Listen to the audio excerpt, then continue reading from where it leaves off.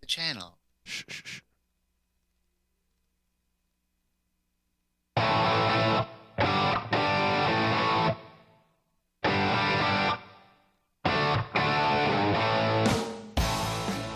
You're listening to The Front Porch Show. Some shows are niche shows, talking about specific topics. Others, shows about nothing. This show is the show about everything.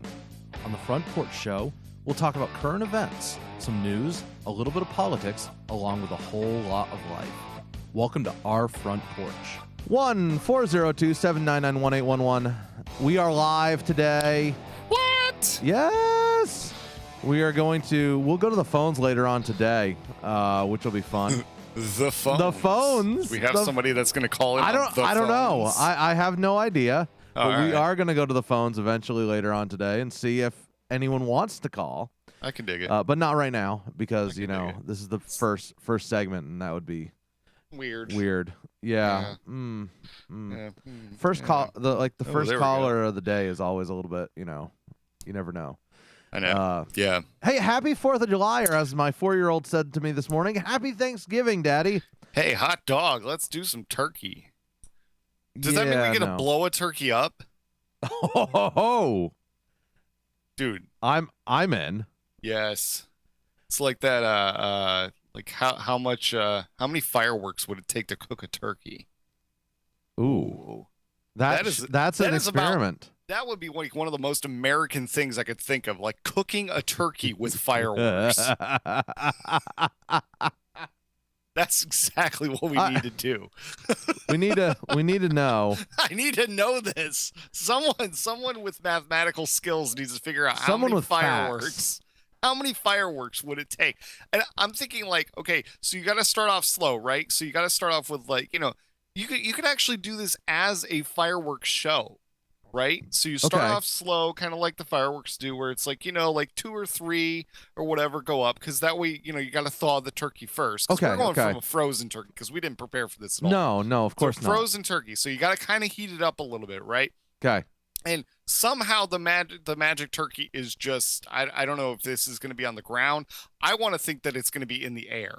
Okay. So, or maybe we just do like a turkey that's flying over a fireworks show. What was that? Oh, that was WKRP with the turkey. The best bit, one of the best radio bits ever. I swear, I thought they could fly. I swear, I thought they could fly. Oh man. Anyway, continue. So okay. Forget the frozen turkey. The turkey's flying overhead because they just fly in flocks now. Oh, okay. So this is the straggling turkey in the back, right? Who's just super fat, so he's having a hard time flying, okay? So flying right over top of the 4th of July show. Gunning for the weak one, aren't you? Right. Well, hey, fat turkey, man. I need I mean, some it's meat. a tasty turkey. I need some meat. Yeah. I understand. So this is what's happening is you got this turkey. All right, picture this. Turkey overhead flying. Boom, first rocket goes up, right? Boom, just nails the turkey, right? Just boom, dead instantly. And feathers gone. Feathers right, gone. Feathers are gone. Feathers completely gone. Poof. Just this giant poof. Kind of like oh shoot, who was it with the dove? That pitcher, Randy. Oh, Randy Johnson. Johnson with that dove that happened, or that pigeon or whatever. Oh yeah. Poof. That's exactly what it is. That was one of the most amazing hits I've ever seen. Like, what in the world? Anyway. PETA wasn't happy with him after that. So anyway, and he's still known for that one thing. Like that's exactly what we know him. Oh yeah. So poof. That and his sidearm. His sidearm was pretty awesome. It's true. His pitching. I mean, come on. I remember trying to throw like that. I got yelled at in Little League. I exclusively that's all I remember him for. Oh, that's funny. It's just that dove. So yeah. Anyway, so turkey's dead. Poof. Feathers are everywhere, and the turkey is. Because of the impact, it launches the turkey, 20 feet where it hits the next firework. Okay? Oh. And then poof, right? So the turkey's starting to cook.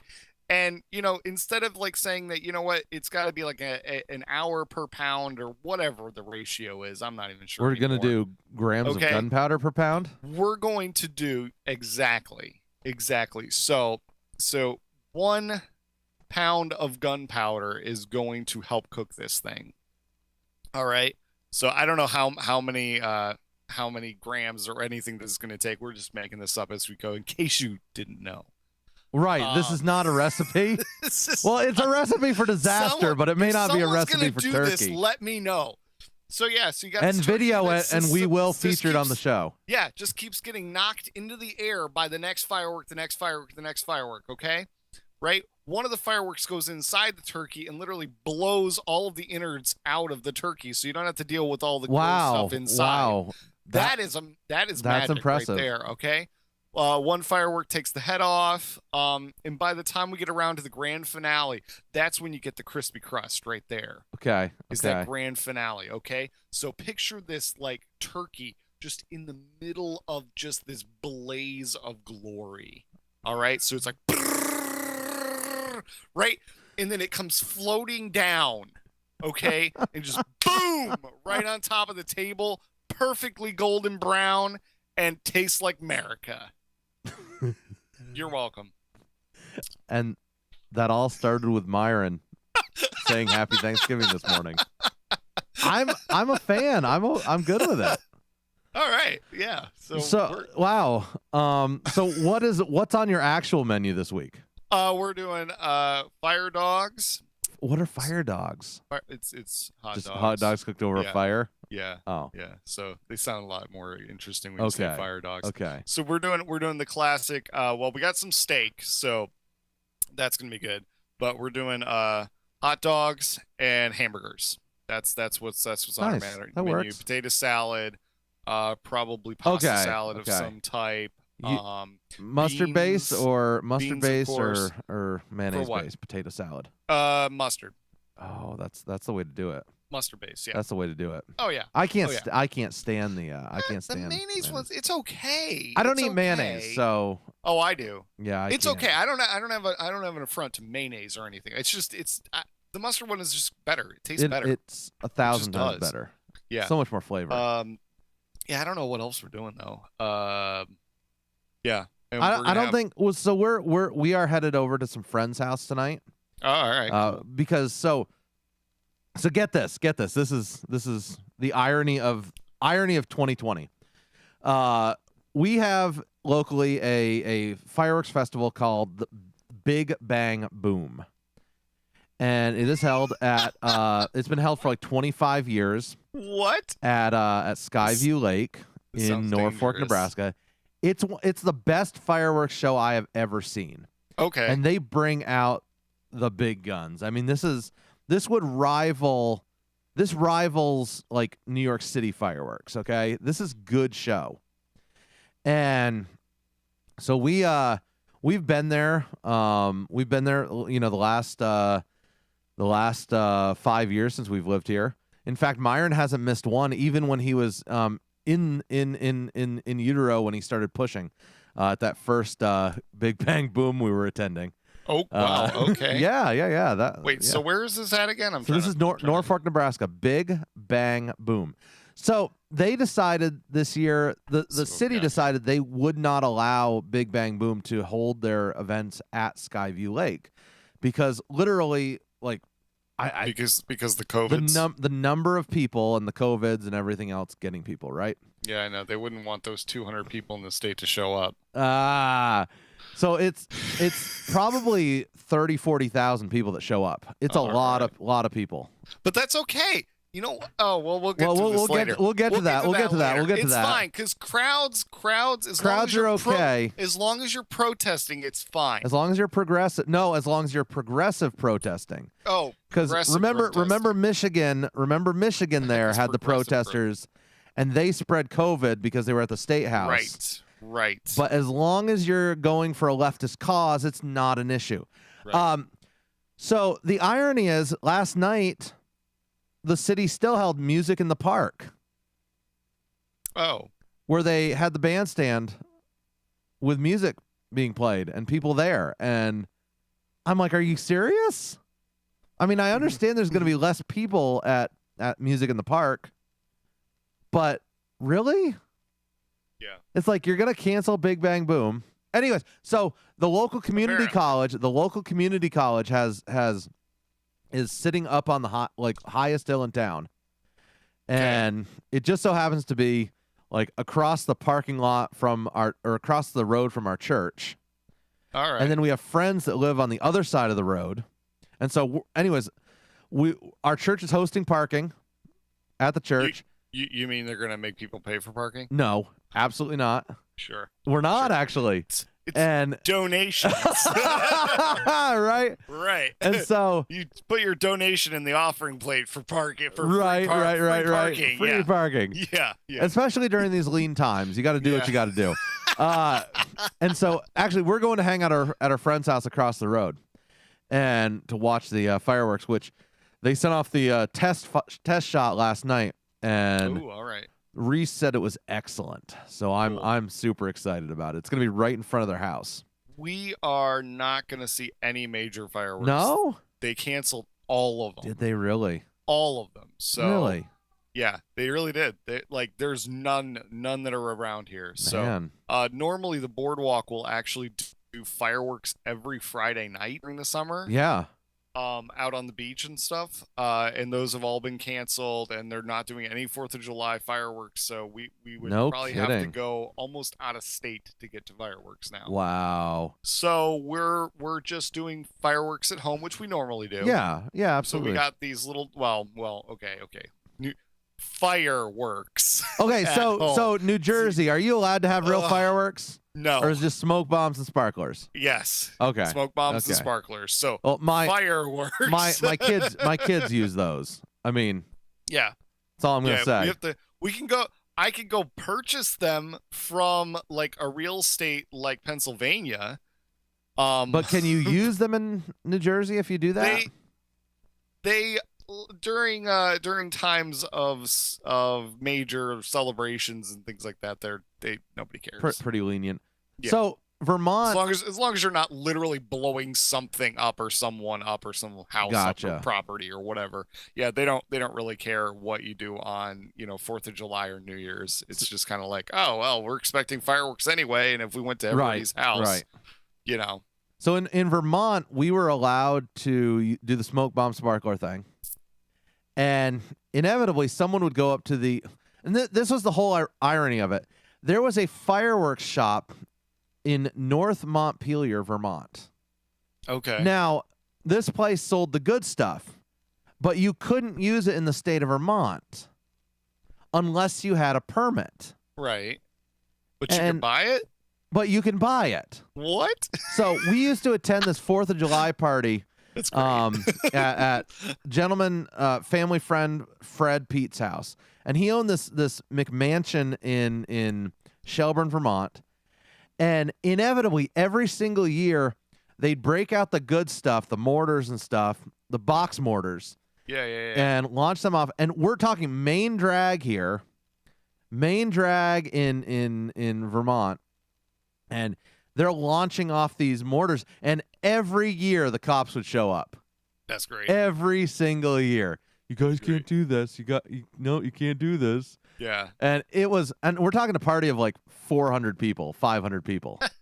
Huge party. That's awesome. And have you ever been actually near those large like professional fireworks when they go off?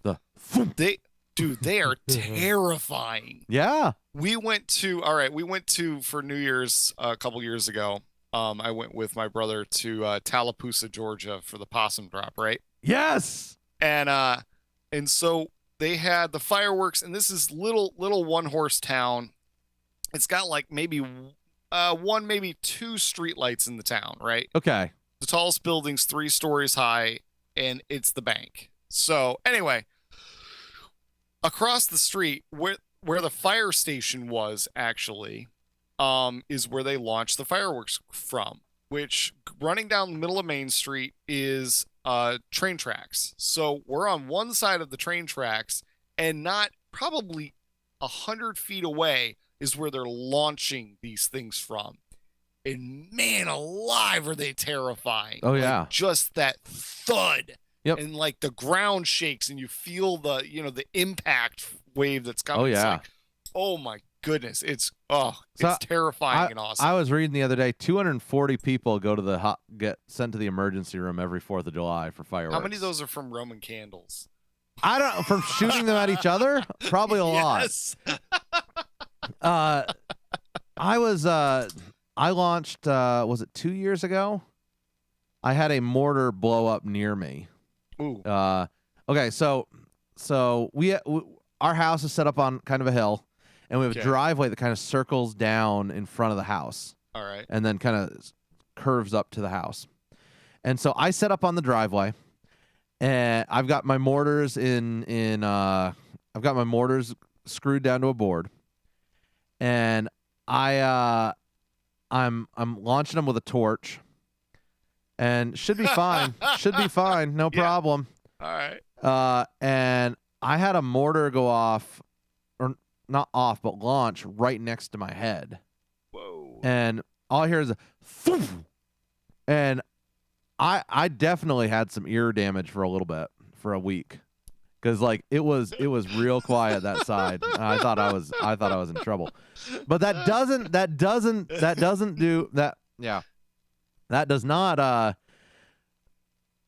not come close to the time when Matthew Berry, who is listening to the show right now, get him live, launched a mortar at me.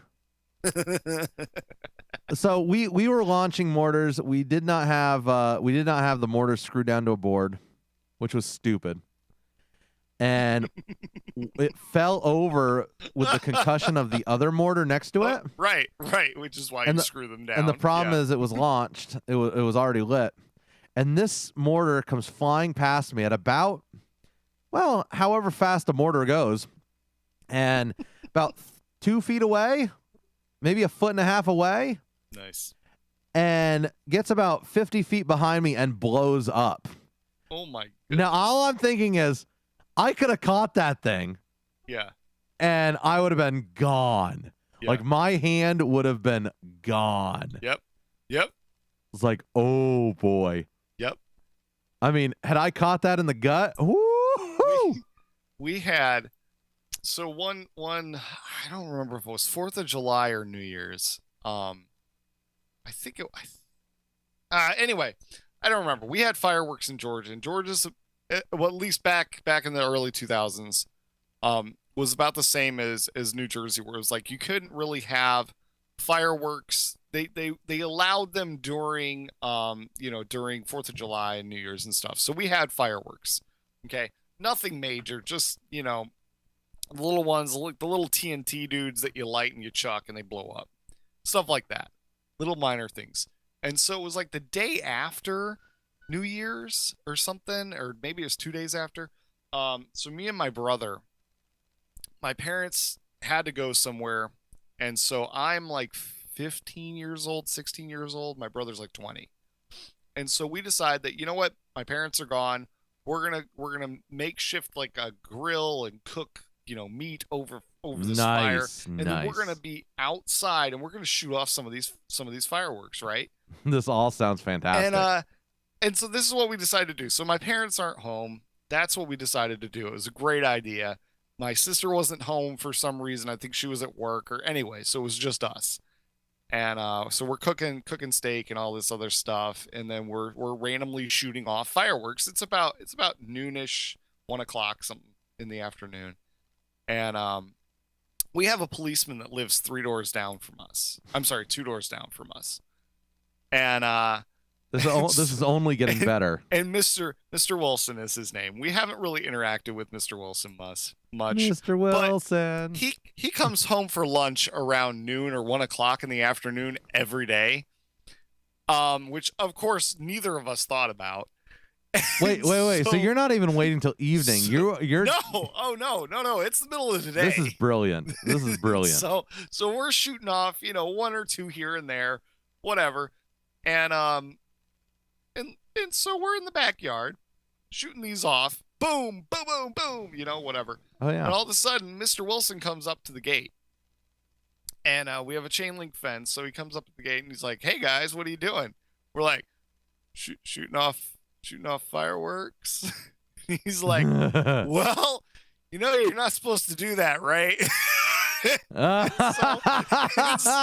so he took our fireworks. No, it was just a bag. It was just a bag of fireworks. And he goes, "If you want these back, tell your parents to come get them."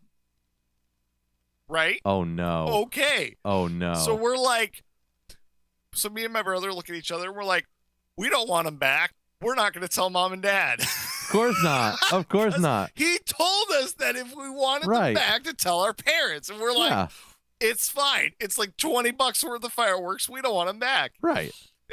And so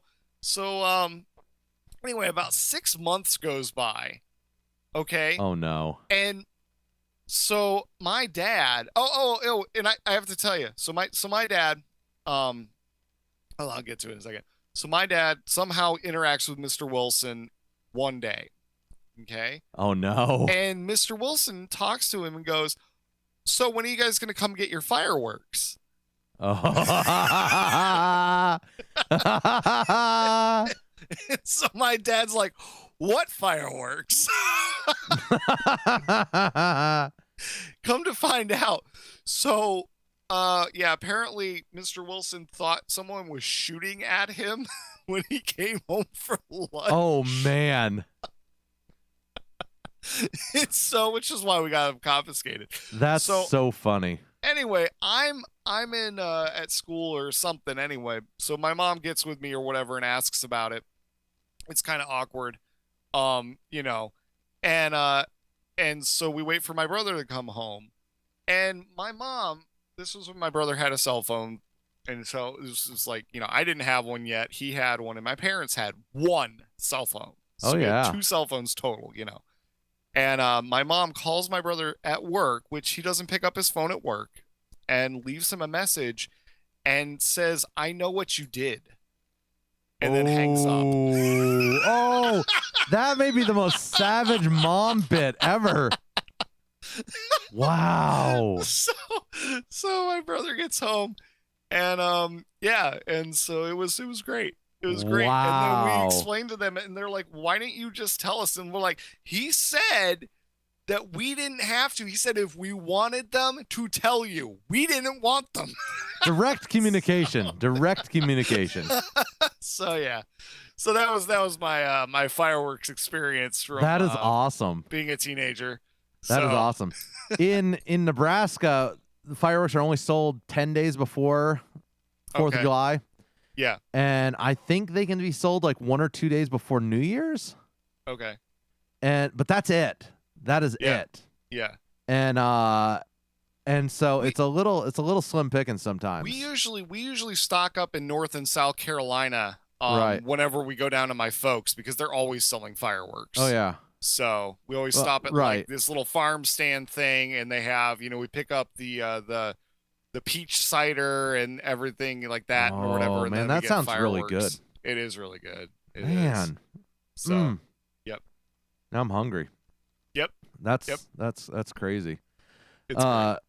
Man, good times. Good times. We will be right back after these musical messages. Massage. Yes. Ooh, yes. Yes. Heck yeah. We'll be right back. Where's my masseuse?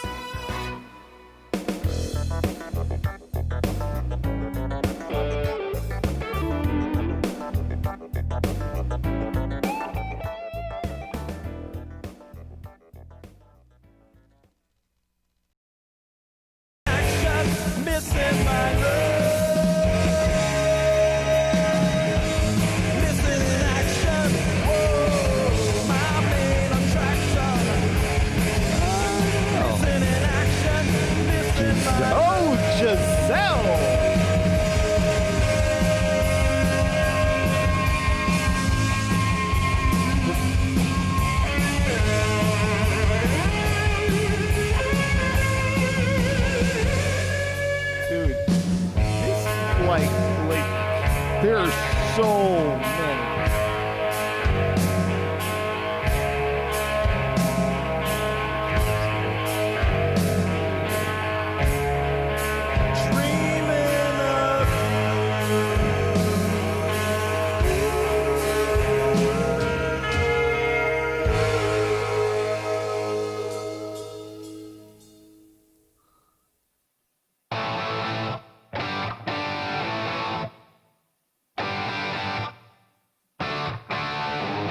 Right.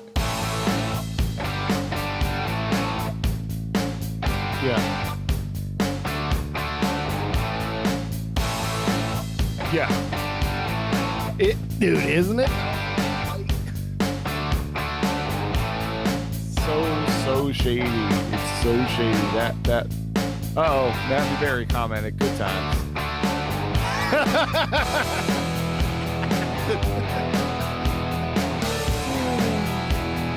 Yeah, that is so questionable what's happening. Like, yeah. Dude, seriously. All right, let's do it.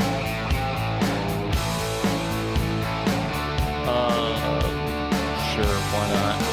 We need to remix a Biden intro because his stuff is terrible. I watched this thing that was like 30.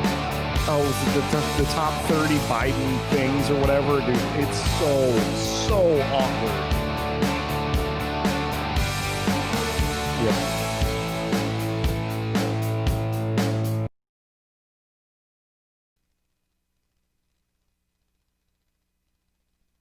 My name's Joe Biden. I'm a Democrat, and I love John McCain. And I also am told that Chuck Graham, state senator's here. Chuck, stand up, Chuck. Let him see you. Oh, God love you. What am I talking about? I tell you what. If we do everything right, we do it with absolute certainty. We stand up there and we make really tough decisions. There's still a 30% chance we're going to get it wrong.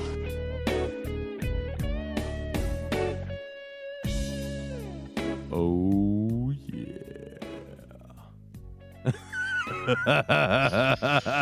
Oh, Biden. Dude, did you see the new poll that said that 50% of Americans will not be voting for Donald Trump? Are they just not going to vote at all? I don't know. Like, I mean, that would be typical of what has happened previously. Is Biden that much better of a candidate? Guys, seriously. Like, is he actually like I need a real poll that can actually be trusted on this. None of them can. None of them can.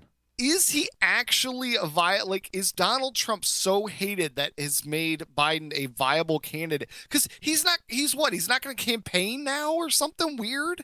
Oh, like yeah, that? no rallies whatsoever. So, like, dude, this has completely played into. him. This has completely played into. Oh yeah. Has anyone forgot Ukraine? It's perfect for them. They found him, or I can't say they found him guilty, because they never charged him with it. But there was corruption involved with Hunter Biden and Ukraine. Yeah, like that is confirmed. Yes, he hasn't been charged, but that has been confirmed. Yeah. He used his leverage as vice president and nobody wants to see that. So before everyone listening sits there and says, but Trump. No. You do the same thing with me. You do absolutely the same thing with me. We're diving right in here. When I say, well, but Biden did this, you're always like, no, you got to take Trump on his own. You can't weigh them against each other. Well, you know what? You can't weigh Biden against someone else either. Okay? You can't do it. Let's stop doing it. Let's focus on the issue here. Biden is corrupt as crap, okay? He's creepy, he's delusional, and he's old. Okay. Do you think he's out of his mind? Do you think that it actually is Biden being corrupt, or do you think that he's just so far up on the totem pole that everybody below him could just do whatever they want? He's been in politics 60-something years. There's no way he's not corrupt. Right. I'm saying, though, do you think that it's actually him that's doing it now, or do you think now he's just going to He's not making any decisions right now. He's a figurehead. Yeah. He's a figurehead. Yeah. I think in politics you get to a point where in politics where you become the figurehead of what you stand for. Yeah. And that's terrifying. Now, okay, because I would say look at like people that I don't know that are figureheads per se. Like Biden I would take as just being just the marionette puppet, right? So he's not actually doing anything on his own. He's being told what to do. He's being told what to say and how to say it, right? And he's still messing it up, which is terrible. But I would say, like, okay, you have compare him to like Pelosi, right? Oh, right. Who's extremely active in everything that she's doing. My favorite word is the word. but like Joe Biden, it's literally like he's an empty shell. Yeah. There's nothing left of him, and they're just putting things in for him to spit out. And you can see, like, it's blatantly clear in like his campaign ads and stuff like that. I know, man. I know. They are horrible. They are horrible. I don't understand what they're thinking. I don't know. I don't understand what they're thinking because there's no rationale to this other than they're gonna put up a VP candidate that you can't stop. Right. Which I'm still calling Michelle Obama. Maybe. I'm still calling it. Maybe not. Maybe pretty not. Viable option. But there's no way he doesn't win if she is picked. The thing is, though, they may just be waiting. Yeah, they may be waiting it out because. But what if they want another 4 years of Trump? They might. I think about this. Now, I realize that Republicans are going to get really mad at me, but since I already ticked off liberals in this segment, I figure why not? Let's just go for it. It's Independence Day, man. Happy Treason Day. Boom! Let's blow Send off the fireworks. Yeah. That's right. Trump has done more for the progressives in the last 4 years than any Democrat president has ever done. Now, what do I mean by that?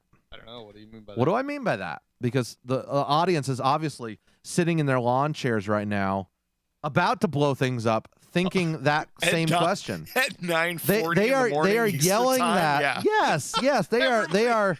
Everybody in your lawn chair, you got some. They are yelling. But what do you mean by that? You got about 11 hours. Well, all of a sudden, you've got gun control, which the Democrats haven't been able to pass all of Obama's presidency. There was no gun control, and all of a sudden we get bump stocks banned.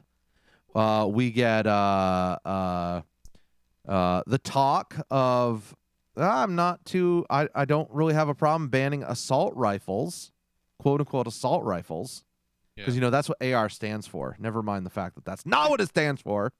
But you listen. It is 2020. It doesn't matter what the meaning of the word is. No, it doesn't. It only matters what people think it means. What they feel it means. Or feel it means. Feel it means. Yes. Because feelings are more poignant than thoughts. Yes. Yes. Okay, so you have that. Taxes. Do we want to talk taxes? I mean, because do we? I'm kind of depressed with taxes because they haven't exactly gone down. Because if you look at property taxes all over the country, they've gone up. Oh, don't tell me about property taxes. Okay, Nebraska here, we're talking a rise of 10% or something across the board.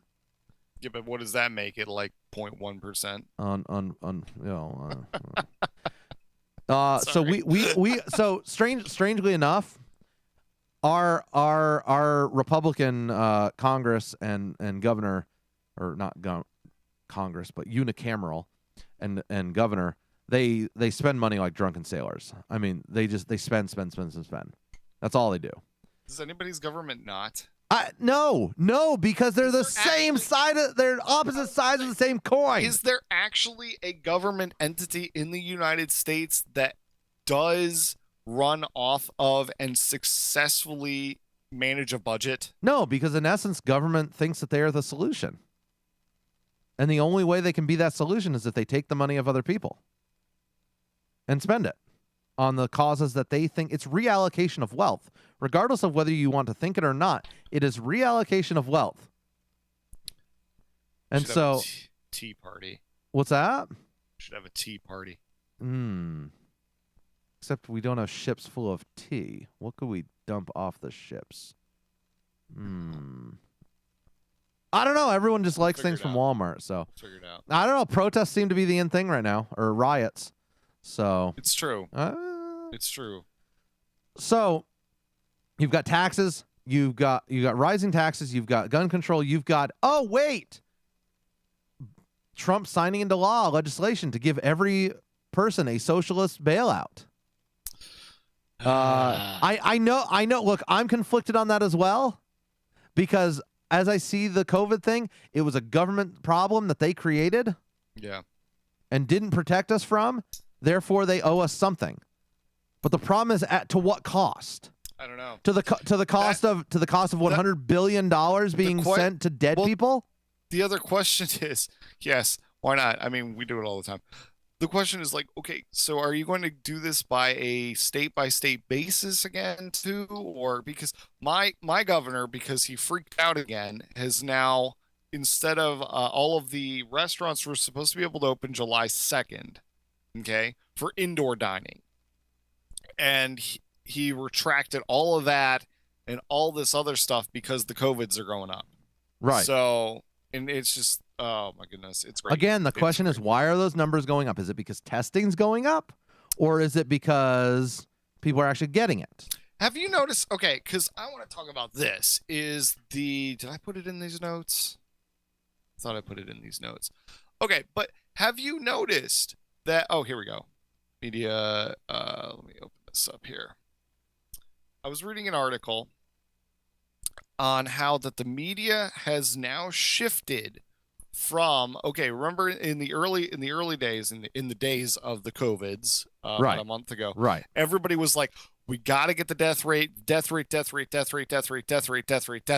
right? Right. So the death rate's great now. Okay. The death rate is what? 0.01% or 0.03%. The death rate was the big thing. Right. Everybody was concerned about the death rate. We got to get the death rate down. We may have to make sure that we're not, do this all, whatever. So if you go back in the way back machine, that is what I was complaining about back 4 weeks ago. Have you 6 weeks looked ago and seen any articles about COVID that have anything to do with death rate now? No, because they're ignoring that fact. Right. Because that fact doesn't matter. Right. They switched from death rate to cases. To right. number of cases. Right. Okay. So you want to talk about now we can talk about hospitalization. Hospitalization is going up in some states. Like Alabama, I know the hospitalization rate is going up. Okay. I know the hospitalization rate in Texas is going up. But my question is this. Is the hospitalization rate, all they say is the hospitalization rate is up. Are they actually saying that it's hospitalization rate because of COVID? Or is that hospitalization rate because of everything? It could also be one of the problems you're going to run into at some point in time is that, number one, everybody is being, this is going to sound weird, everybody's being too clean. Okay? Oh, yeah. Good grief. Immune systems are going to be low because your immune system isn't fighting all of the normal things that it fights from you touching door handles, from you going to Walmart, from you going. So that's my question. Are these people in there just from COVID, or are they in there for other things? I assume they're COVID numbers. I don't know. I thought is what they were, but the thing is, you got to be really careful about these things because now the media is shifting on what they're doing, which is again. Well, it's the goalpost moving. Remember, yes. flatten the curve, which we did, and then we can reopen. Then it was death rates, and then it's death rate. You have to make sure everybody's fine. It's okay. Everything, whatever. Okay. And now it's cases. Right now it's cases, but not caused by protests. No, it is not caused by protests, according to what was the news source that said that? Oh, I don't know. I don't remember. I forget. But it's not with that stupidity. I read like 2 articles on that from Facebook. Isn't that ridiculous? I mean, okay. So I just come on. Seriously. I'm trying to pull this up. They literally had nothing to do with any of that. They are so and the thing is, like, people wake up and look at what is going on. And you're going, okay, so all of the things that they don't want to have brought to light get put in a perfectly good light. So it's like, okay, well, we don't want to say anything bad about the protests. So magically the protests have nothing to do with the COVID numbers rising because you don't want to correlate those two. Well, you had the same thing with was it the CDC? Okay. It was some health company, some health organization said they were like, yeah, we don't condone the gathering of groups together, but we don't disapprove of protesting. Right. And it's like, whoa.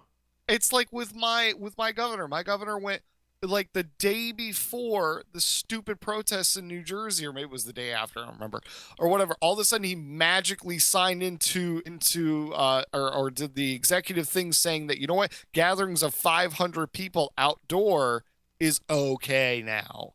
Right. And you're like, is it? Because last week, you're looking at churches that are outdoors and everybody's getting freaked out and is going after these people. Oh, yeah. But now it's magically okay. It's just like, it's magically not okay to go to the beach with several thousand people and who are not walking all together and being near each other and can social distance because it's a beach.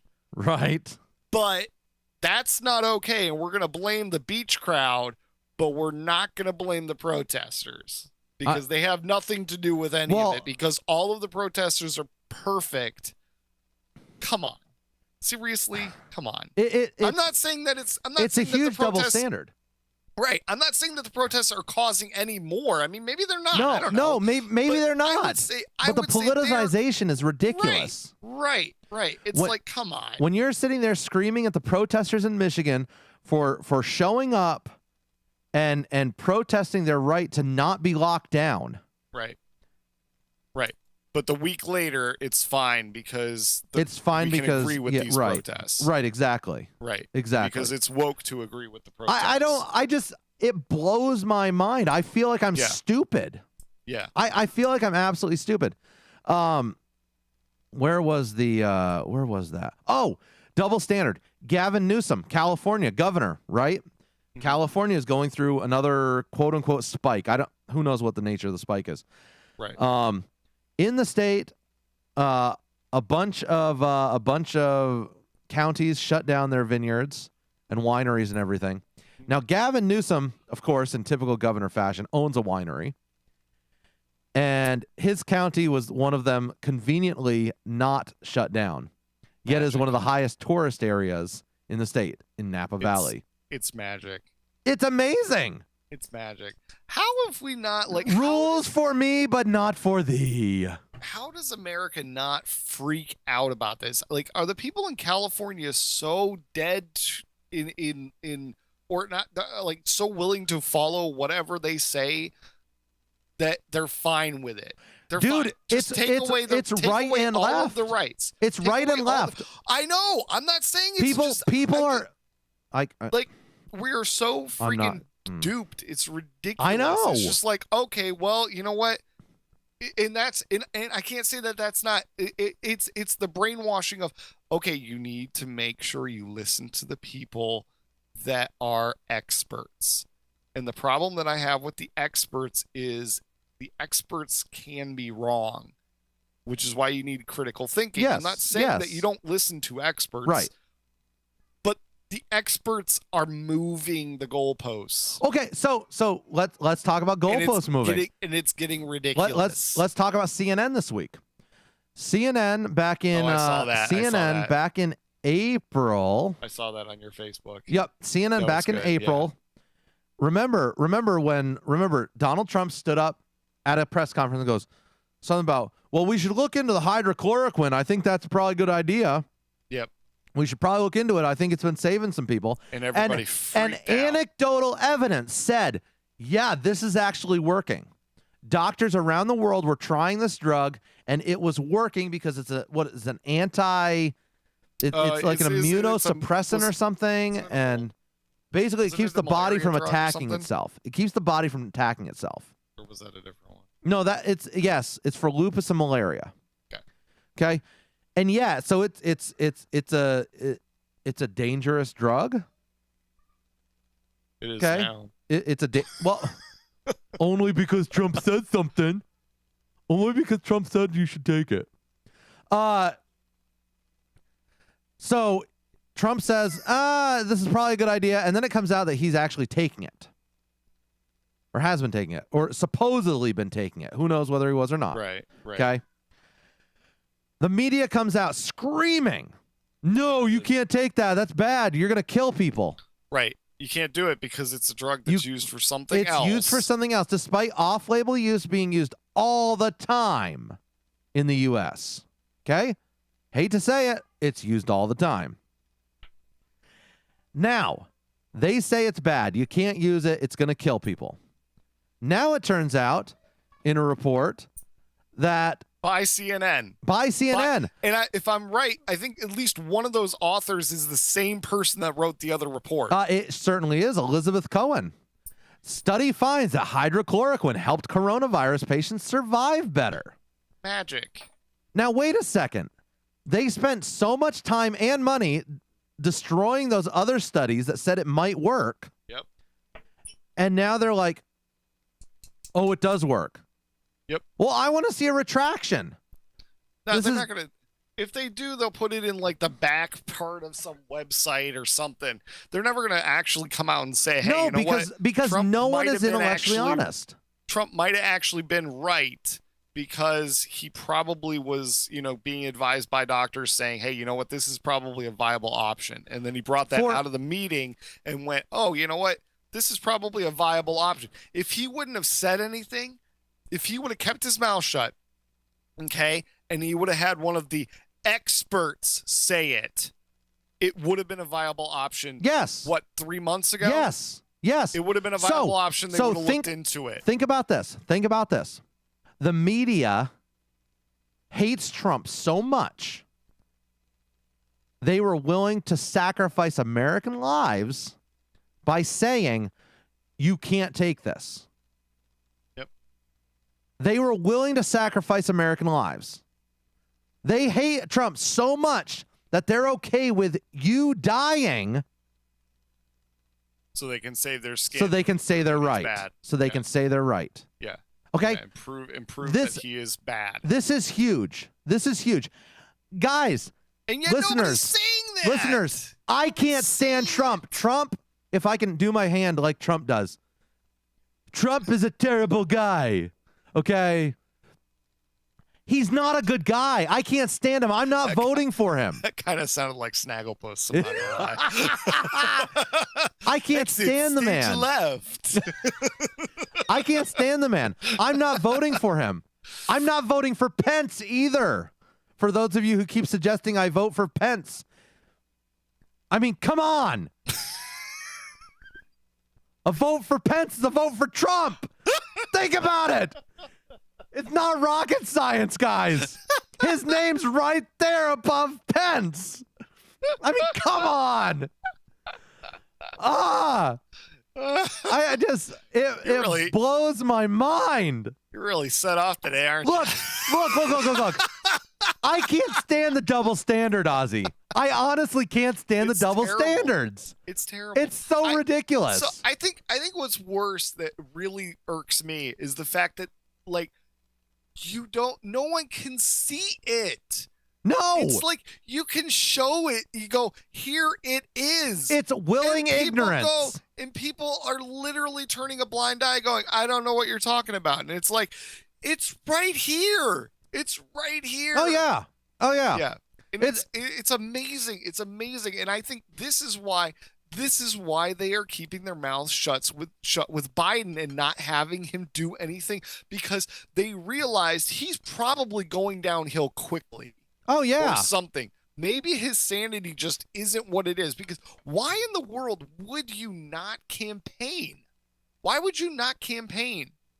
Because all he has to do is point out, you know what, this is what Trump is. This is where Trump's doing. This is what we're, whatever. It's easy. It's easy pickings. Well, see, you're saving lives. You're saving lives by not meeting during COVID. But it's so bad. Like, he's so bad that he can't literally diss Trump on stuff Trump is doing that's stupid. Like, how hard is it? The problem is you call out him and you call out yourself. So, right.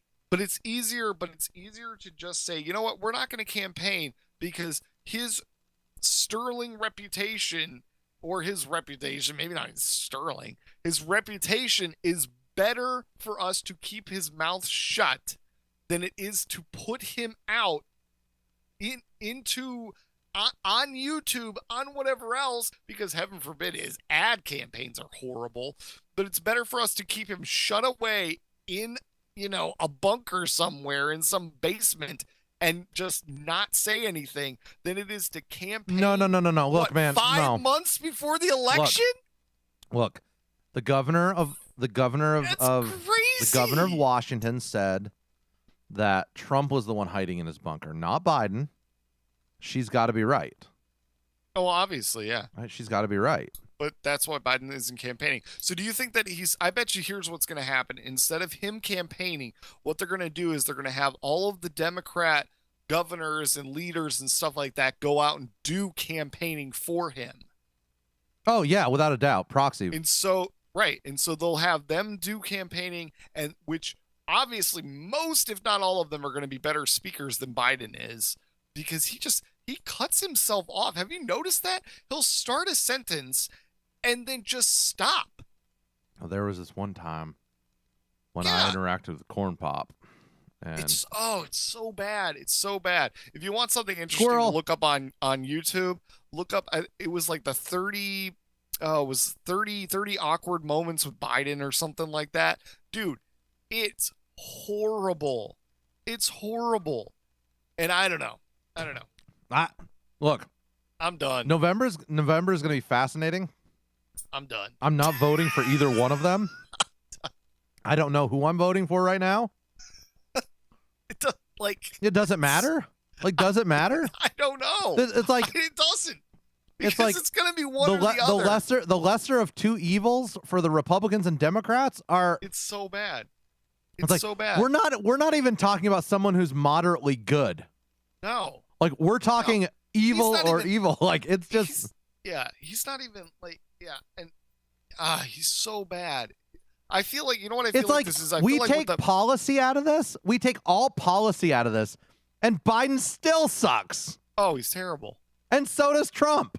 He's terrible. He's guys, terrible. It's literally one side hating the other side so much that they're just trying to butt heads and go, you know what? My contender will beat your contender. Yeah. It's like, but both contenders are terrible. They're, it's like it. It's horrible.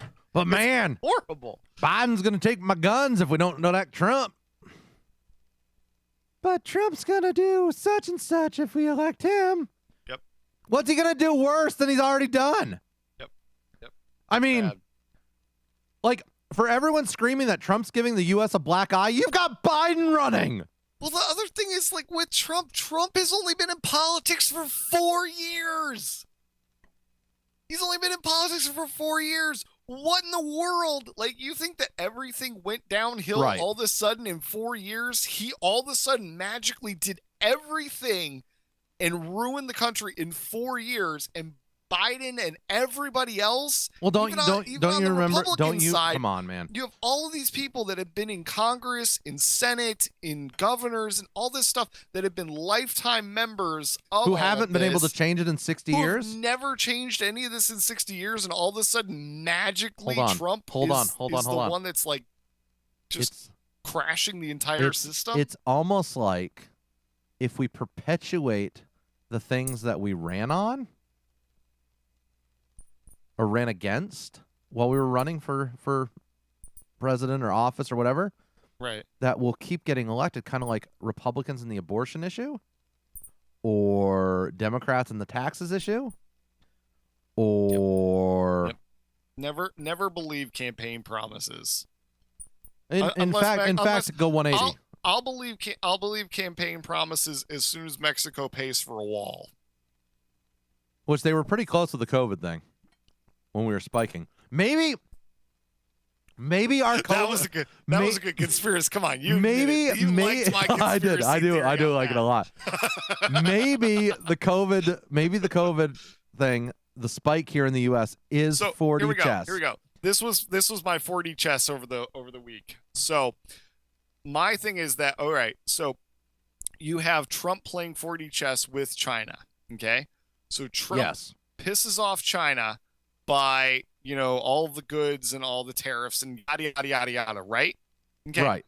Purposefully. Okay, so 40 chests here. Purposely pisses off China. Because he knew there was going to be a pandemic. Number one, to get us in better position with China, in better holdings, in everything economic-wise, okay? Which obviously it's going to hurt, but in the end, well, of course, this is a conspiracy theory. I will admit, it's hardcore conspiracy. Oh, keep going. So keep going. So I got my foil out. So he purposely ticks off China. China sends over the virus in retaliation. Okay, so Trump obviously is needing to point out that the media is terrible, everybody's crazy or whatever. What better way to do it than a virus and prove everybody crazy during the virus? Okay, everything starts going back down.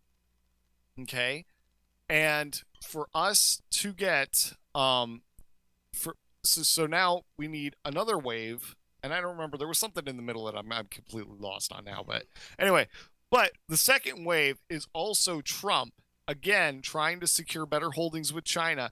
But then what it's going to do is it's going to scare Mexico, and what Mexico is going to do is they're going to build a wall to keep the virus from coming over to Mexico, and Trump's going to fulfill his campaign promise and then win the election in November. It's You're all over. You're right. You can't be wrong. That is 40 chests right there. Mm-hmm. Yep. All right, take us out. That's the mic drop. It's absolutely brilliant. Thank you for not actually dropping the mic. Because I thought about it.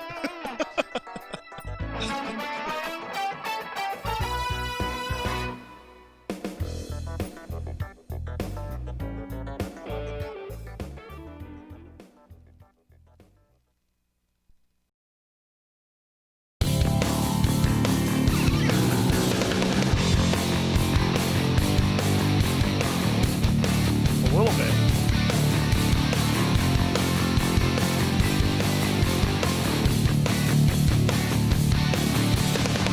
Oh, it's so annoying. And how can people not see it? That's what kills me. That's what kills me. On both sides. It's not even one side. It's both sides. One side thinks it's the other side, and the other side thinks it's the other side, and they both are blind. It's like, good grief, look at what's happening. Yeah, look at what's happening. Because you hate yours, the other side so much, you are going to literally blind yourself. It's literally taking, okay, because you don't want to see this, you're stabbing yourself in the eye, and then you're stabbing yourself in the eye saying that they stabbed you in the eye. And you're like, what? What? Right. It's like, right. Why would you do that? Oh my gosh. It's so bad.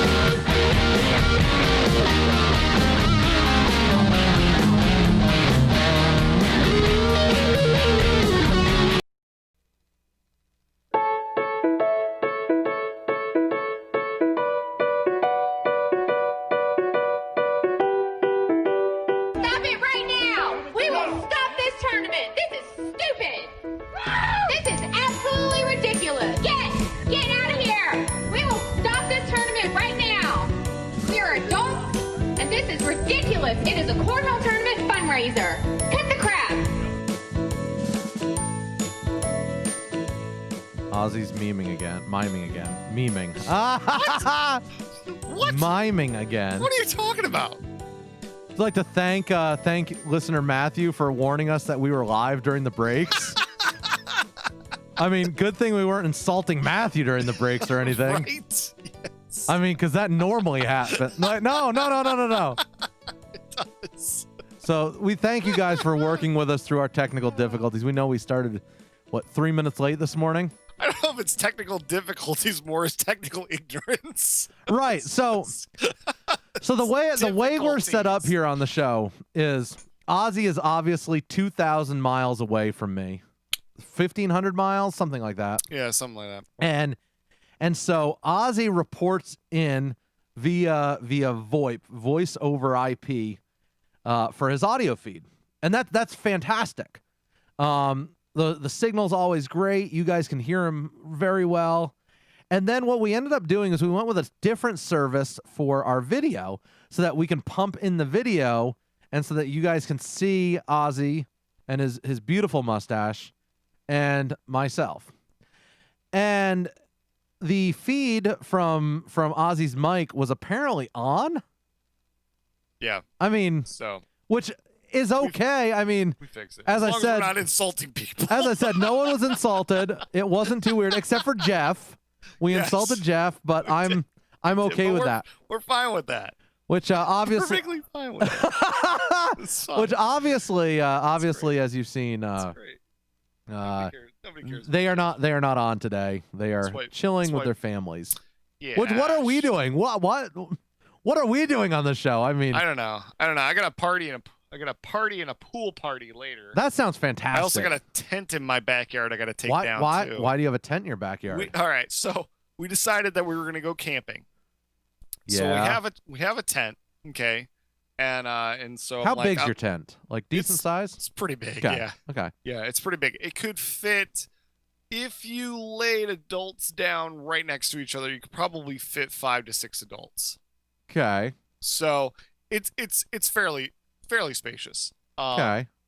And I can stand up without bending over or whatever. I can just stand up straight inside the tent with no problem. So it's a very nice tent. Got it from Wally World for I think like $60 or something. That's cool. So, that's cool. Yeah.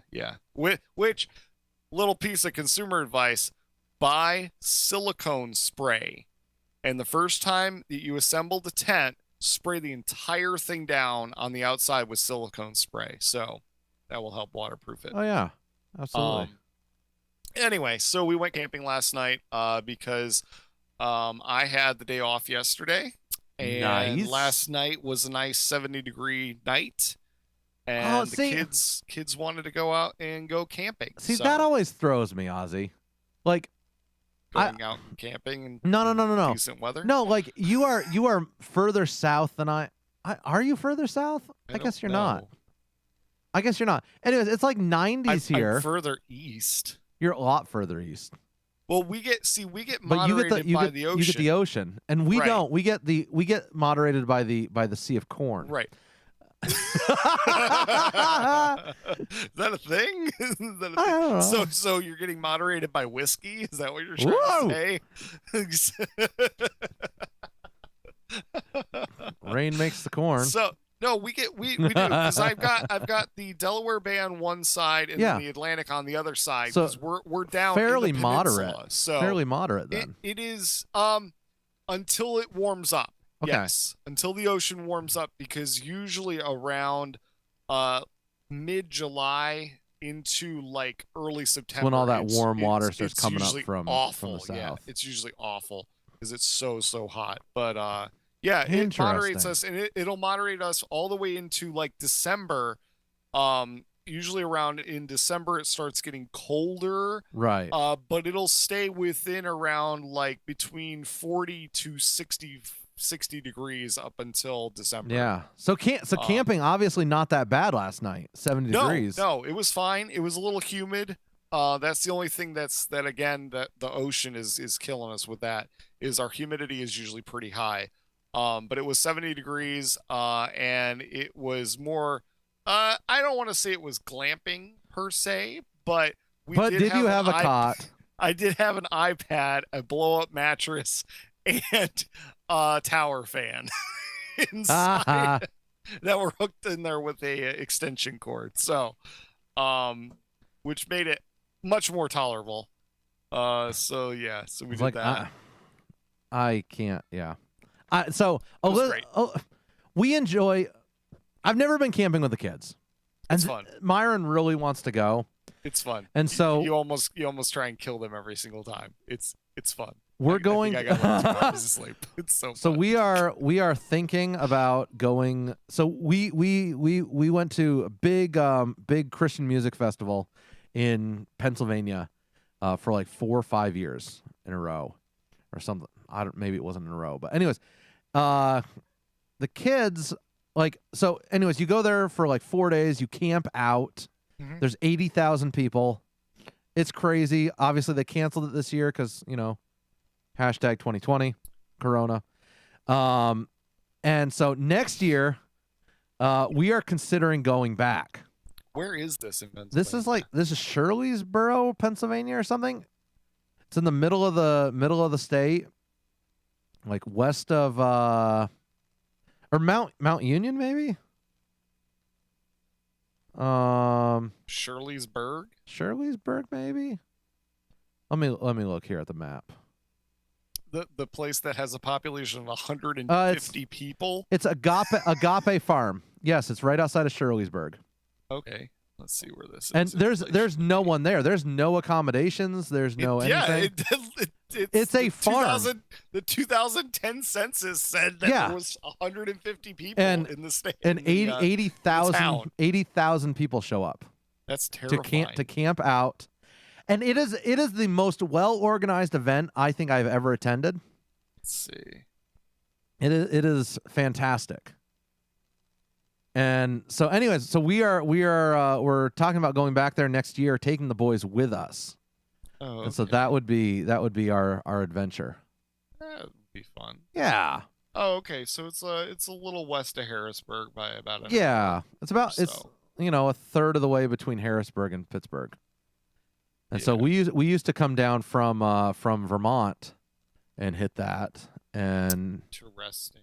Now we're talking about driving the truck out from Nebraska. That's quite a hike out there, man. Yeah, but so we'd be that's probably a good 5 hours, I would bet, for me. Let's see how far. Yeah, more than likely. We'd be meeting friends out there. It was like 6 or 7 hours from Vermont. I see how it is. I mean, you could come too. We'd love to see you. Friends. We'd love to see you. I'd love to see you. Let's see what we got here. It's only a couple hours. It's about 4 hours away from me. Oh, not bad. That's not bad at all. Good grief. There we go. All right. I might consider it. Yeah, think about that. Where were we going with this? No, so the kids want to go camping. Now, Alyssa's other thing is she wants to go bear hunting in Colorado, and she wants to go camping and go bear hunting. Wait. Your wife wants to go bear hunting? Yes, not me. I'm okay with bear hunting. Does your wife hunt? Yes, she does. I don't remember any of this. Yeah. Oh, yeah. She hunt. What does she hunt normally? Deer? Deer. I don't know if she's ever gotten one. But yeah, like she loves going out and sitting there in the woods and just doing nothing. And bear hunting is the default. She wants a bearskin rug. That's awesome. Yes. And so I've been looking at so Colorado's basically giving away free permits. Oh. And so I think if you buy a deer permit, you get a free bear permit or something. Or that's what it was last year. Because they have so many black bears. This sounds terrifying. Yeah.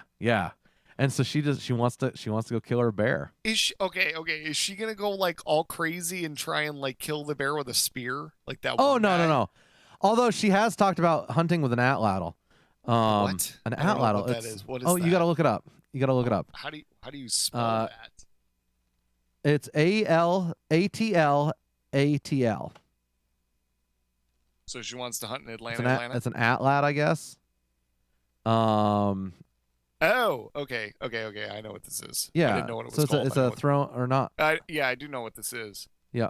Do you have one of these? I can't tell you that. No.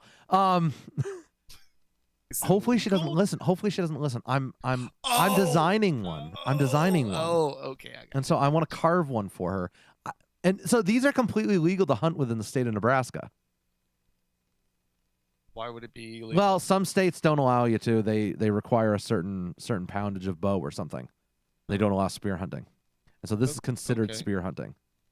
Okay. And like if you work hard with these things, weird. If you work hard, so bizarre. Atlatl, ATL. Yeah. How do you hunt? Like get close enough? There. Because this is like No. full range of motion that you got to go through. 300 yards. It can go 300 yards. This thing is nuts. So you're gonna nail something a football field away? That's 300 yards. Probably not 300 yards. You're probably not going to kill something at yards. It can go 300 yards. Yeah. Oh, I was like, yeah. That's deadly at 300 yards. So it probably could kill at 50 to 75. Yeah. But that's still far. I mean, good grief. Think about that. How do you get close enough to something, dude? And then have that full range? Because, like I said, like you have to. You know what I mean? Like it's not like just drawing a bow. It's like you have to have a full arc, and then yes, you know what I mean. Like so a full-fledged. The weird thing is some of these folks who use these are so accurate, it's not even funny. This looks like something you could go fishing with. Oh yeah, I bet you could. With. Here's an article from the Arkansas Democrat Gazette. This is crazy. I like it. Yeah. So this is the Arkansas Democrat Gazette. Man takes 15-point buck with an atlatl. And you can see him sitting there with these what is this? I guess it's an arrow, I guess, yeah, if you want to call it, because it's not an arrow attached to a stick, or not attached to a stick, but the stick is the launcher. Right. And you use it to kind of fling it. And I mean, it's incredibly accurate. So except it's like a really long, like yes. Like it's like a 5 foot, 6 foot long arrow. Yeah, 6 foot arrow. And so it's got weight to it. It's got a ton of weight to it. That's so weird. And so, anyways, I think for bear she'd be taking it with a rifle, but yeah. it just means that we'd have to buy another rifle. Bummer. Huh? Dang. You gotta buy some real large gauge. Right. Probably. That's rough. Do something. That's rough. There's some great. Man, there's a picture here, Nebraska, Nebraska deer hunting. I don't think nice I have little any desire to go buck. after something that could come after me. Yeah. That sounds terrifying, because if you piss that thing off. Oh yeah. Yeah. Like that just that sounds terrifying. The other option is Idaho. There's some really nice guided hunts up there that they sell cheap for bear. And so actually flying up to Idaho and hunting in the mountains up there would be kind of cool. But yeah, she wants to go, and I'm like, baby, we have 3 kids, or we'll have 3 kids at that point. I mean, come on, that's rough. I mean, we're gonna go hunting with 3. I'm gonna sit back in the cabin with the kids while you're out bear hunting. Right, bear hunting. I mean, like, okay. Oh man, that sounds terrifying. This is great. It's like, I don't know if you're coming back or not. I mean, right. It's like, oh yeah, by the way, this is how your mother went out in a blaze of glory. Right. It's gonna be like the what's that Pixar movie, Brave? I don't think I've ever seen it. Oh, I don't think I've ever seen it. Then it's not gonna be relevant. No, I'm sorry. Anyway, forget it. Sorry. Forget That's what I do. That's what I do. Oh, okay. Yeah, so bear hunting. Bear hunting. So that's why you're afraid to go camping? I won't go camping in bear country. Like, yeah, I don't want to go camping in bear country. Sounds terrifying too. I I had this buddy who went out to Colorado and like hiked a couple 1,400 foot peaks or whatever, and camped out there. Yeah. They didn't see a bear, but what if you did? What if you did? I don't know, man. I mean, there's that chance that you see a bear or get eaten by a bear. I don't know. I knew a guy from Kodiak, Alaska, and they were. Now, granted, those are grizzly always bears. You'd always see bear, right? Because that's so much less terrifying. No, that's worse. That's worse. I'm saying it's a grizzly bear. Grizzly bear is so much worse. Well, who was that? Slightly bigger, slightly. Someone we went to college with. I forget who it was. Took a picture of a grizzly bear like 10 yards from him. They were walking. They were walking down a trail. Heck no. And like next to them, Do you in a thicket, just randomly have a rocket launcher in your pocket to take care of that? Like that. 44 Magnum, man. Right. You got to. You have to. Right. It's like I would not travel to Alaska without having access to a firearm. It's just insane. Yeah. At least I should caveat this. I will not go just my family to Alaska without access to firearms. Unless I'm in a crowd. Large crowd, okay? Because I think I can outrun someone. You can always trip somebody up. That's right. That's all I'm saying. That's all I'm saying. Zombie apocalypse is coming, man. Turns out it's going to be bears. That would be terrifying. It would be. It might even be worse than zombies. Zombie bear.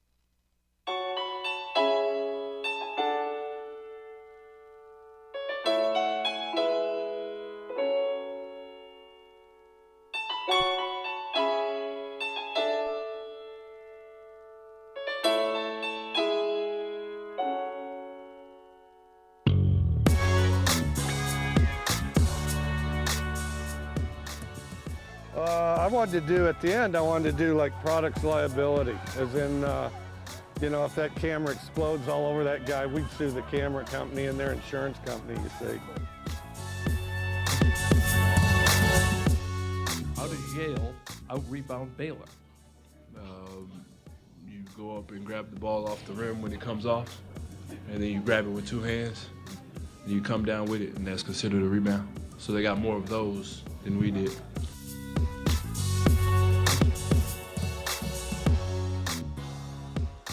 There's a t-shirt of a headhunter a guy brought me from Borneo, which was kind of nice of him. He couldn't get me a shrunken head, so I got a t-shirt.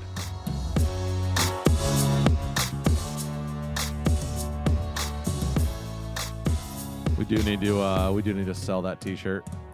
Yes. Do it. All right, where are we going now? Ozzy,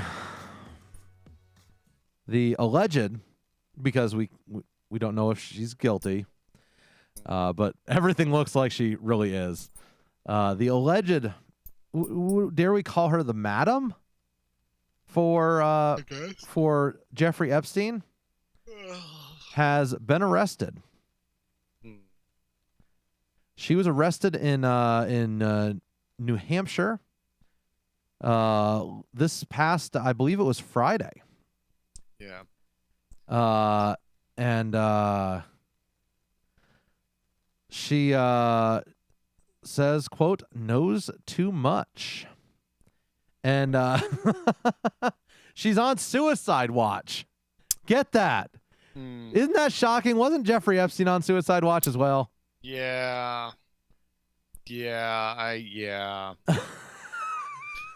Yeah. Like, I don't want to say that there's potential writing on the wall, but it's like, yeah.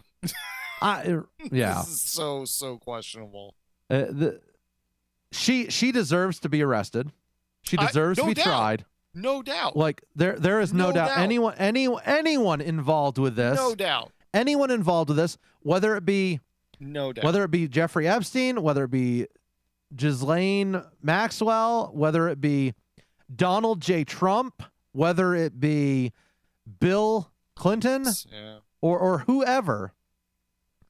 It doesn't matter who this is or who's involved. They need to be tried for this. Yes. And that is the underage. The $1 million question is: do you think she will make it? No, absolutely not. Trial. She. I would bet you anything she is killed.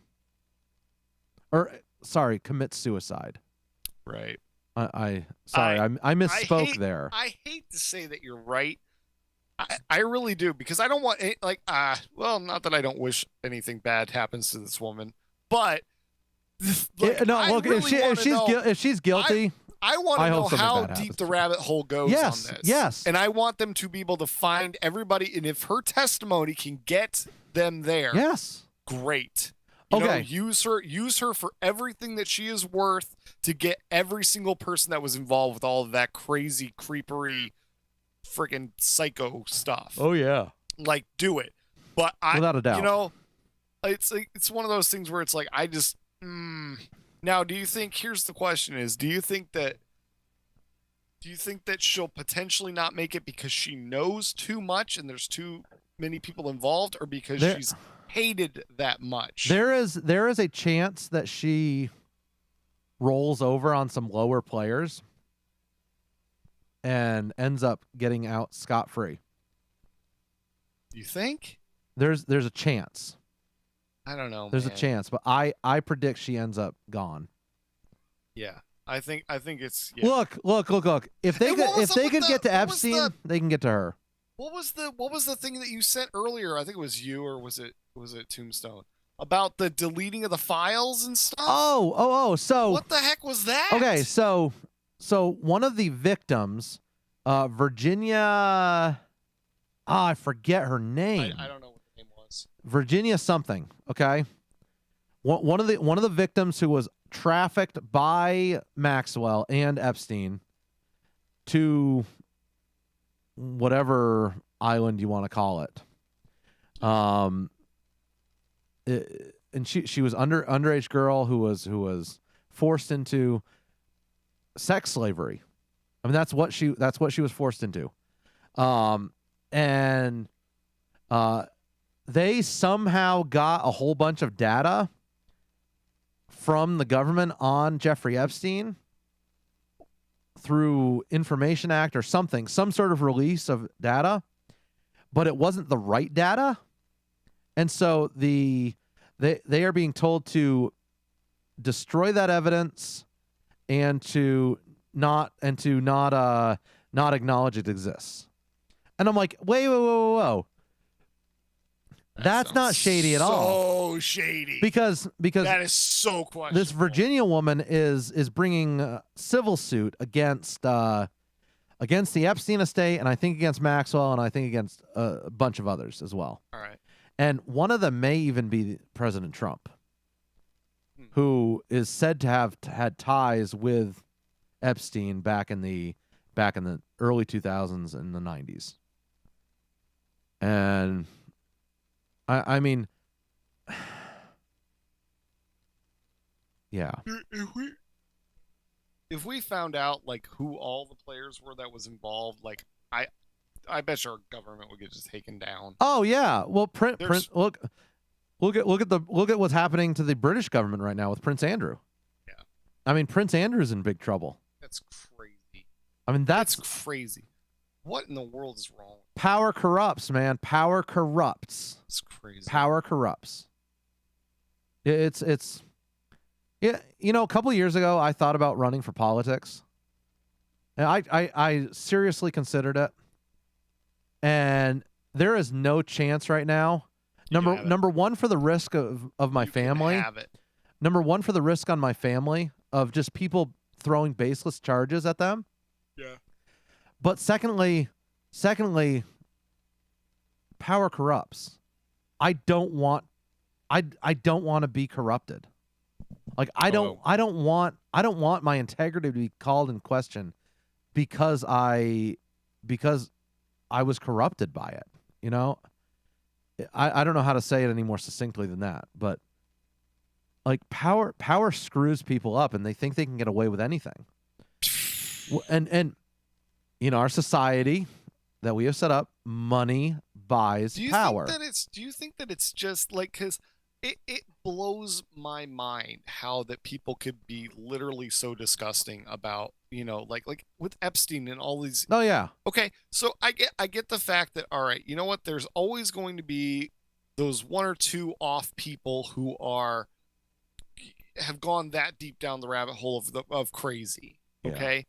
But what really gets me is the fact that like there are potentially all of these names of people that you know, like in government, that are these popular people, that are these government officials, that are these sports figures, that are all of these other, you know, good people, yeah, quote unquote, that are involved with this.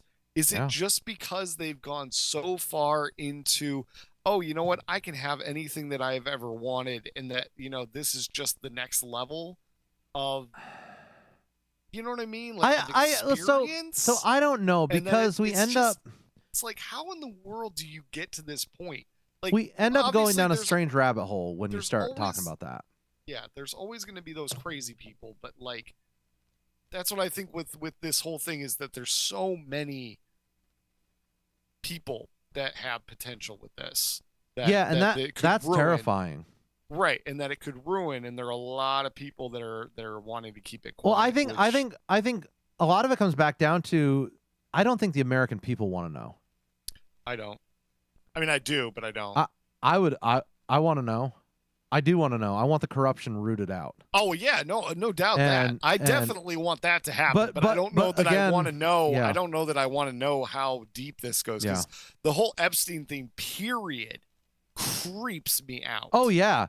Like, that is to no end. Without going too weird conspiratorial, it's like it goes weird, possible demonic weird crap. And that's like I can't believe that this would ever be anything anybody would ever be able to set up. I mean, so think about this. Let's go down a rabbit hole a little bit. So we see the history of ancient cultures, Greece, Rome, the cultures that literally had temples set up for prostitution and for. Is this really much a step further than that? Like what he set up and what these rulers and elites in our country are supposedly doing. Is it much further?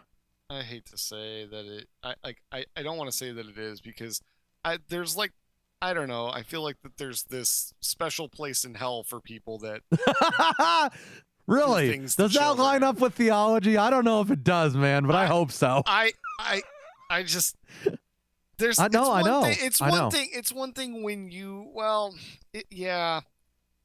I feel like that there's like a different, like that is a definite step beyond that. I maybe it's been happening, and I hope that it hasn't, but maybe it's been happening for a long time, and that we just are ignorant to the fact that it always happens. But it's like whenever it happens and you find out that, oh, you know what, like there's something when you do things to kids, yeah, man, like children, yeah, you know, I mean, even if it's the difference between an unwilling adult that it happens to, which is horrible. Oh yeah, which is absolutely right. horrible. There's no discounting. There's no discounting the criminality and the which is and the terrible absolutely nature horrible. of it. But man alive, when you do something to a kid like that, you deserve basically the worst punishment that we could potentially come up with. Yeah. And that is where I'm going to leave that. But, yeah, no, I agree with you. I mean, it's tragic. It's terrible. I just don't. I guess my thing is like Epstein. Okay, Epstein did whatever he did. Obviously. Okay, there's been reports that have come out that show how depraved of an individual he was. But what in the world makes Maxwell take this step to literally become his pimp and find and solicit these young girls? Like what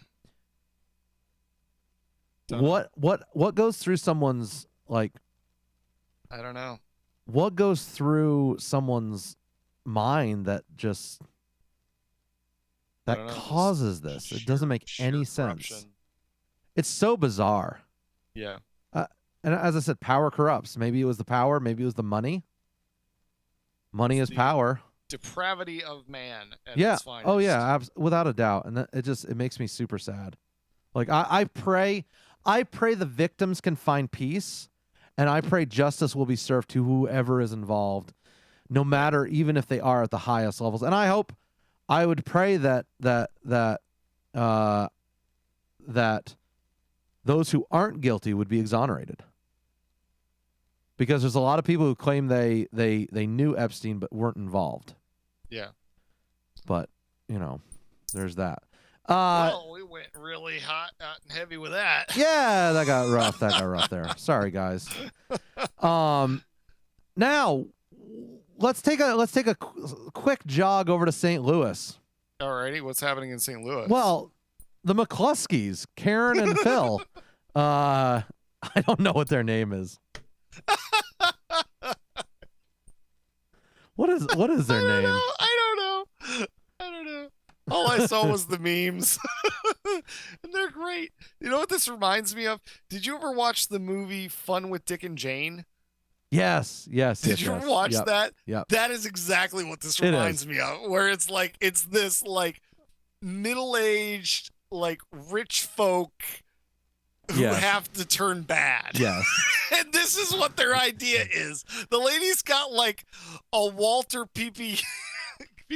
She's got a James Bond gun and is like pointing it like she's got a squirt gun in her hand.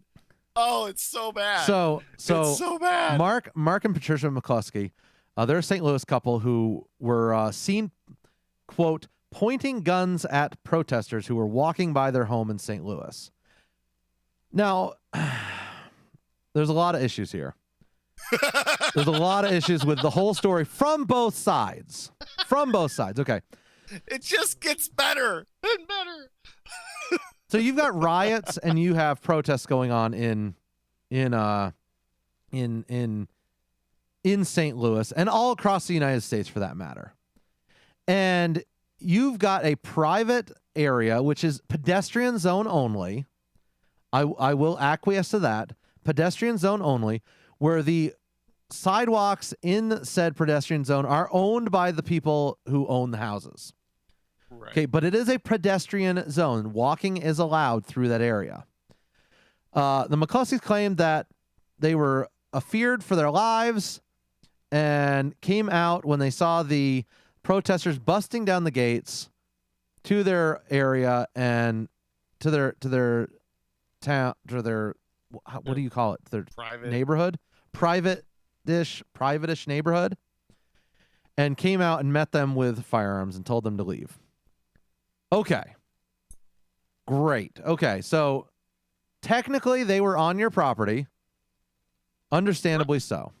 Right. They were technically on a right-of-way that they could have been walking through. Okay.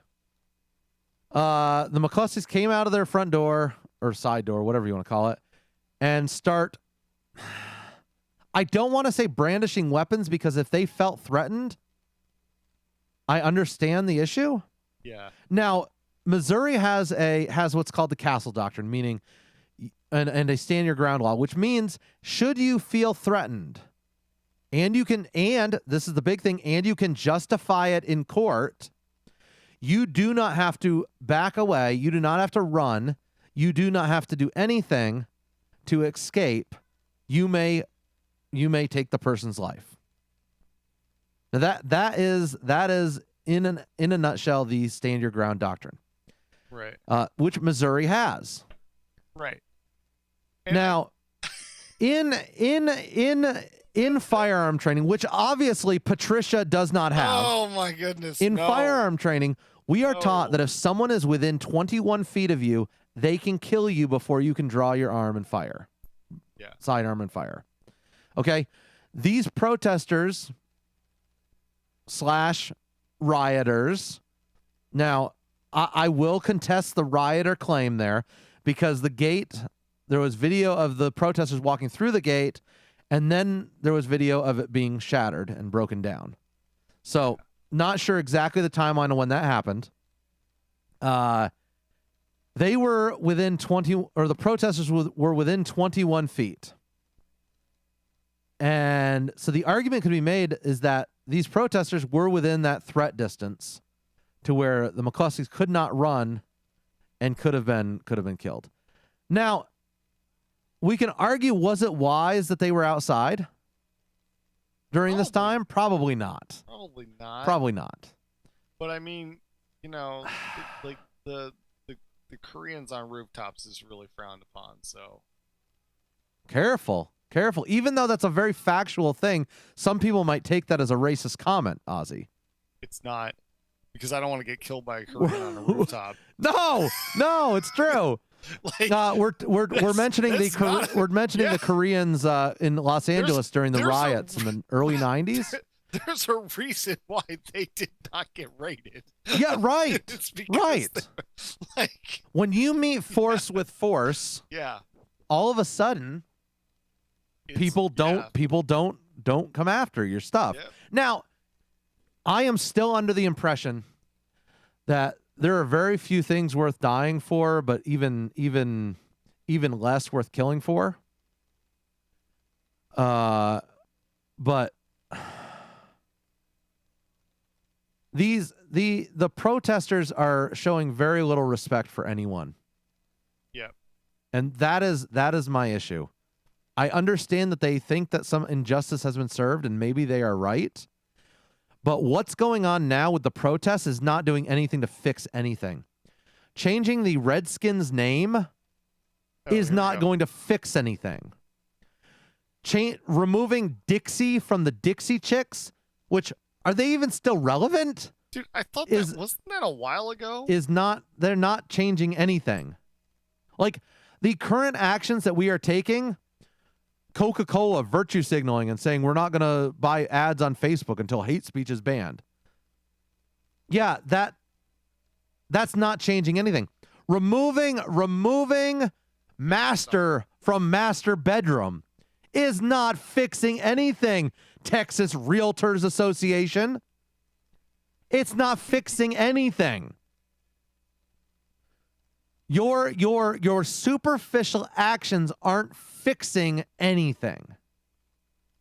All you're doing is changing the window dressings. If you want to deal with systemic racism, which is claimed and which I tend to agree exists, it's not going to be fixed by removing Aunt Jemima from a syrup bottle. It's not going to be fixed by that. Now, we can argue that Aunt Jemima shouldn't be on the syrup bottle. I'm fine with that. I'm fine with arguing about ripping down the Confederate statues, even though my family is from the South. I have no problem with that. Let's talk about that. Let's actually talk about that and have an actual cognizant dialogue. But I haven't heard a good argument for it. I have not heard a good argument for anything right now that's actually going to cause systemic change like we're calling for. I haven't done it. I haven't seen it. It's not going to happen. Unless we actually unite as a country, love each other like Scripture tells us to, we're not going to fix anything. You can't fix a spiritual problem with a secular solution. It's not possible. It is not possible at all. Sorry, Ozzy. I did it again. I feel like it's like the fourth rant. I'm sorry. Jeff's not here. I mean, Jeff's not able to keep me calm. No, it really frustrates me because look, I want to see a change. I would like to see fixes, but this is not fixing anything. What's going on now is nothing but people protesting and rioting because they want to. Yeah. You're appealing the flesh. You're not causing change. You're not fixing anything. All you're doing is yelling. Right. Be the solution. Well, especially in this instant, like this is nothing really to do with anything that, you know, they're breaking into this gated community, I guess, and they're going to do what? Like, yeah, right. What are they doing? Right. What's going to happen? What's the purpose? And is this Jericho? You're going to march around the house 12 times? And with how funny this is, and we're making it is 100% hilarious that these folks just like, especially this woman. I mean, I'm so Patricia, I will buy you training lessons at my gun range. Put the gun down. She has no trigger control. At least the man has trigger control because he's got his finger off of it.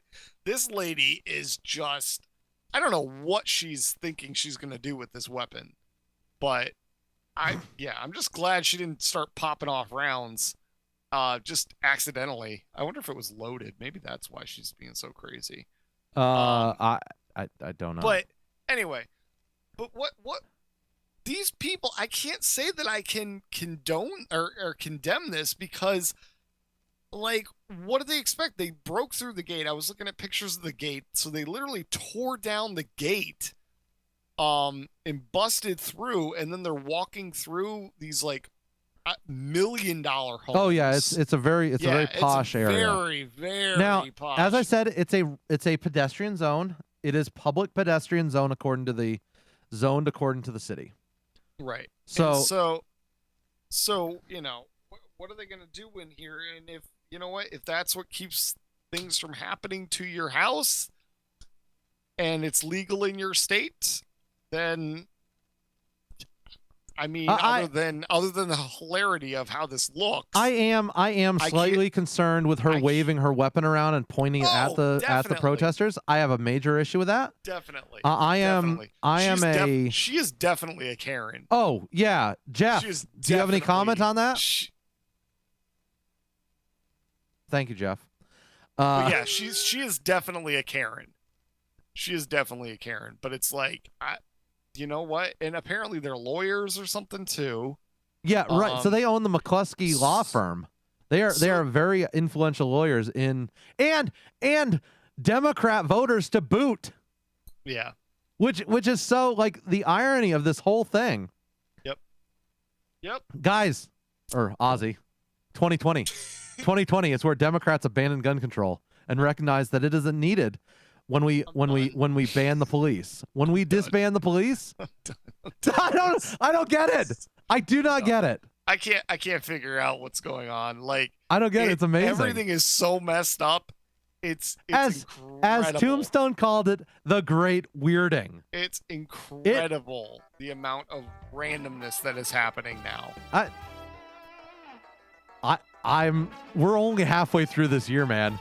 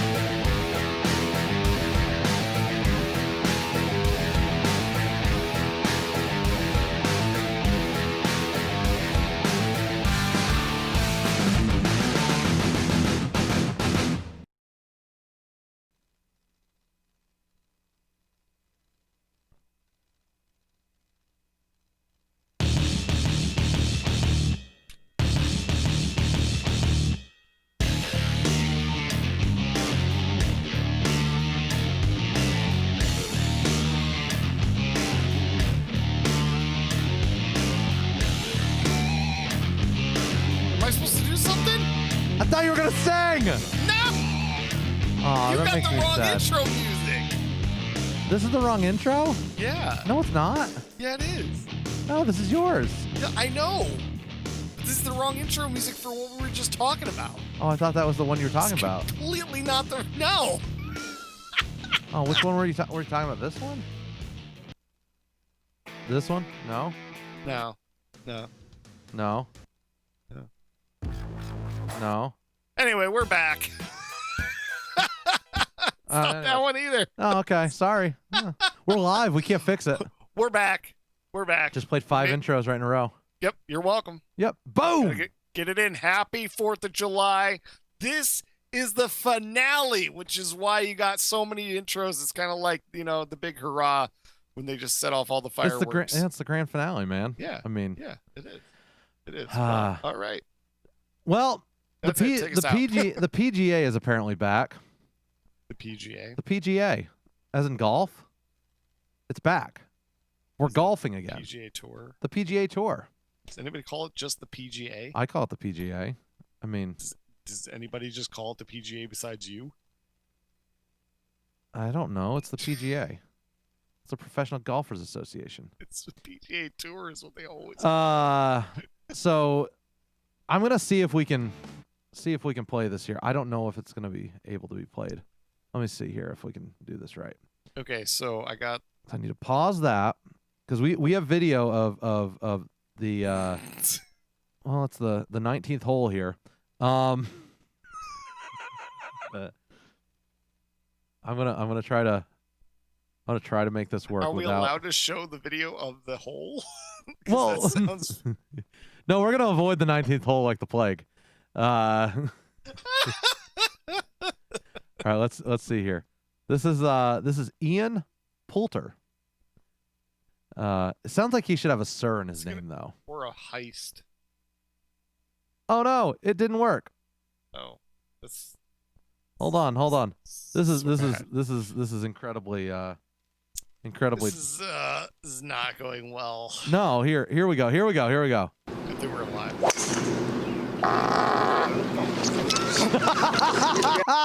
As he bends over and Ian Poulter goes, "Did you get that? Did you get that?"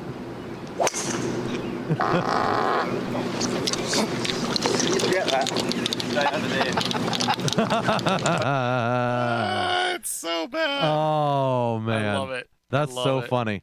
That's almost as good as what's his name? Remember? Did we miss that with Tom Brady ripping his pants? Oh, that's right. He split his pants on the on one of the holes the other week. That was That's good. funny. Ian Poulter says it was a little breezy first thing this morning. He's owning it. He's completely owning it. That's great. And then I mean, what are you gonna do? You're yeah. All of the cameras of the world are on you. Oh yeah. There's nothing you can do. Just own it. He says there's a 3-club win this morning on the first tee. Always beware of the live mic.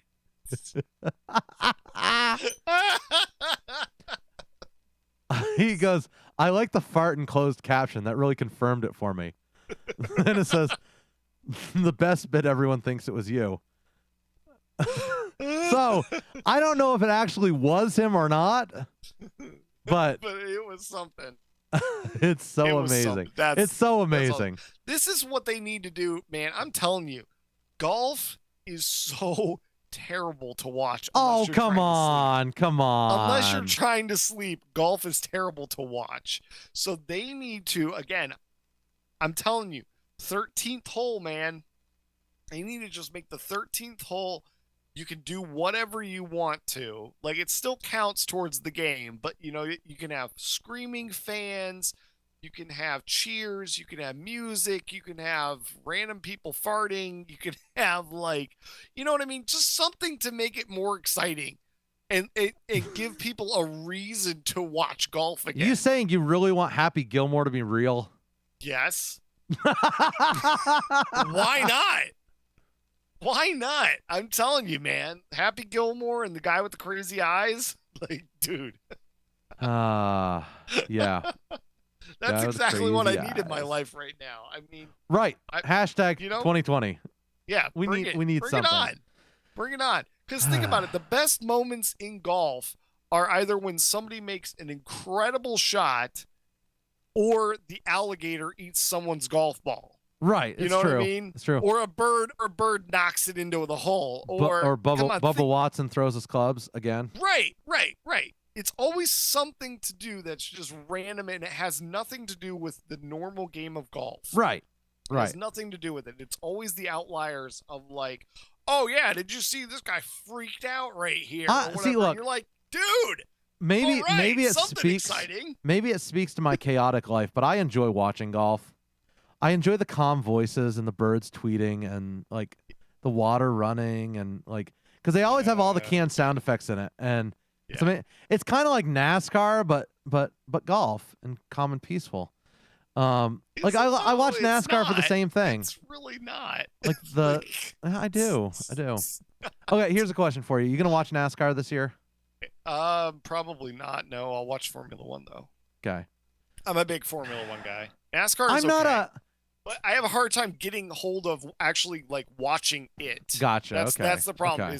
Is Formula One is more accessible for me to get a hold of and actually watch. I'm not a huge boycott fan, so I don't really care about the stupid boycotts. I just enjoy the sports. You know, the sporting aspect of it. Same thing with the NFL. So speaking of NFL, yeah. So how's Cam Newton doing there on your team? No. Look here. Was it you who predicted that?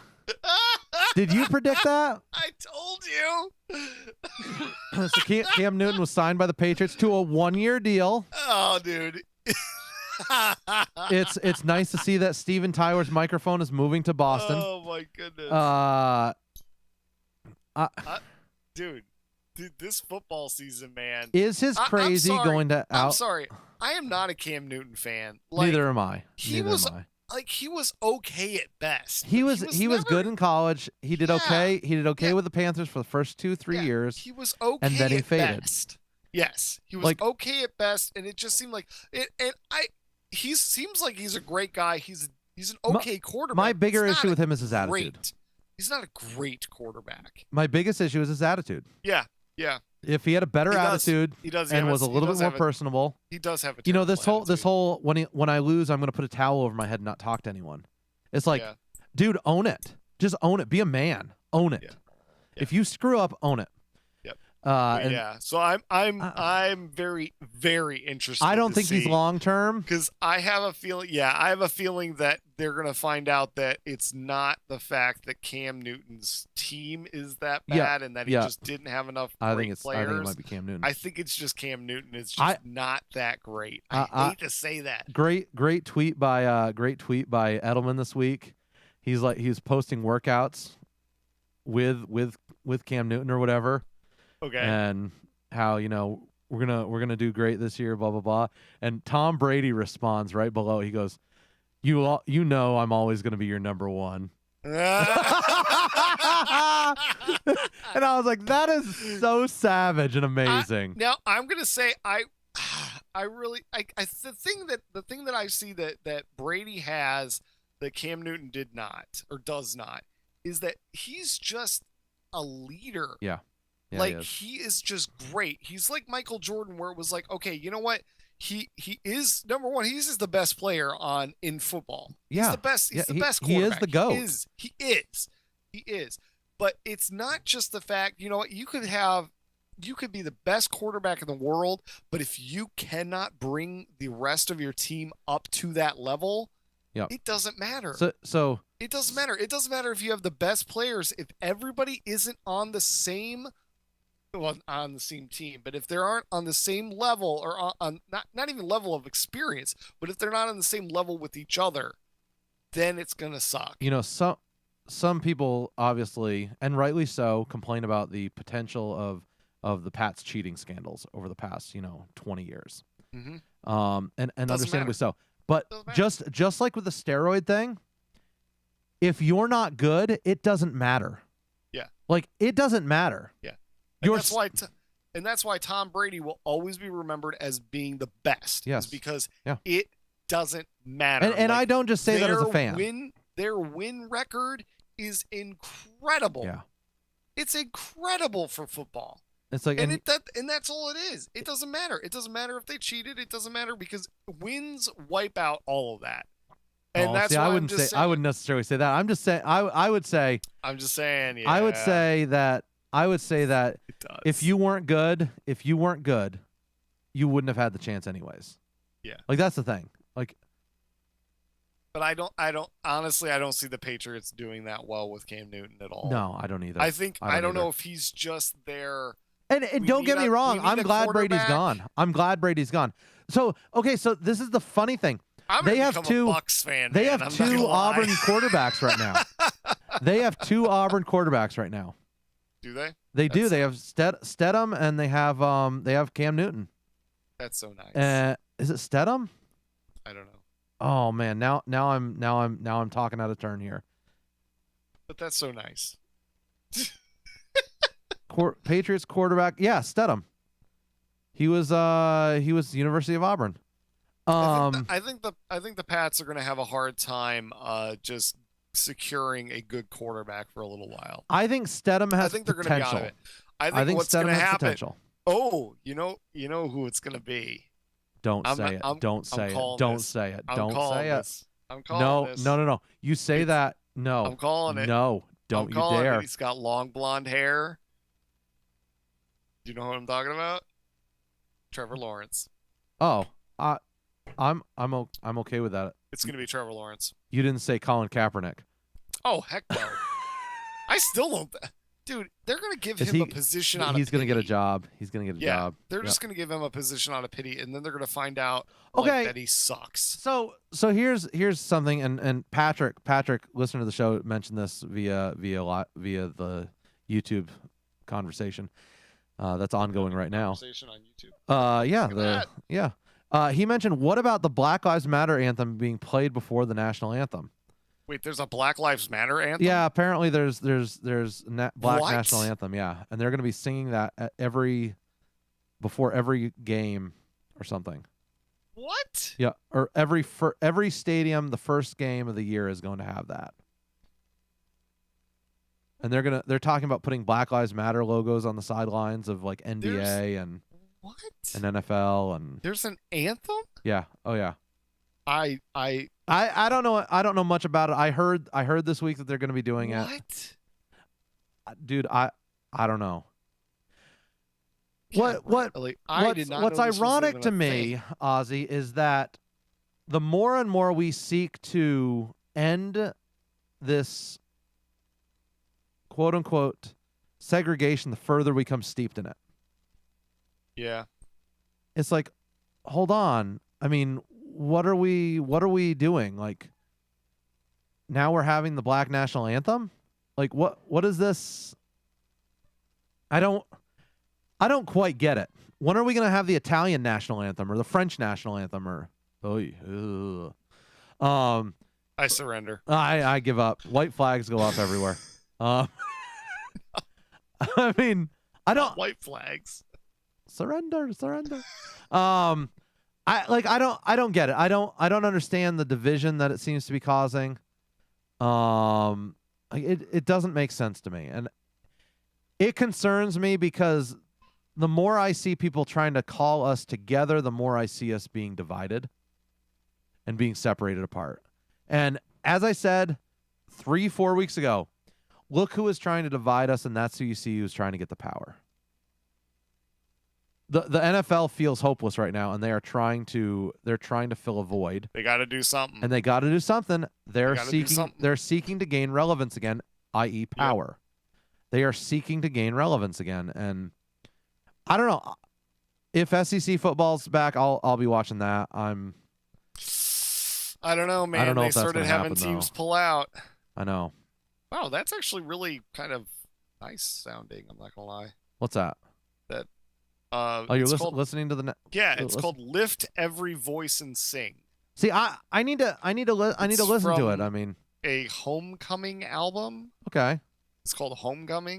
Unfortunately, the likelihood is the this... song is the song's copyrighted, so we're not going to be able to play it on the air. Yeah, it was a song which was initially written as a poem by James Weldon Johnson in the 1900s, is also commonly referred to as the Black National Anthem. Didn't know this was a thing. James Johnson was credited for the Black National Anthem lyrics in 1905.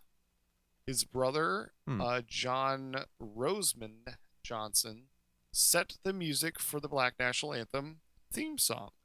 Huh. I didn't know this was a thing. Interesting. That is interesting. I did not. As know I that said, was a thing. I'm not a guy for boycotting or anything. I mean, look at me with Chick-fil-A. I'm an equal opportunity chicken eater. I'm not for boycotting. I don't think. I think that in some situations it is successful, but others it is virtue signaling. My bigger issue is not with the national anthem, or not with the Black National Anthem, or not singing the national anthem before a football game or whatever. My issue mainly is my main issue with the NFL is the virtue signaling.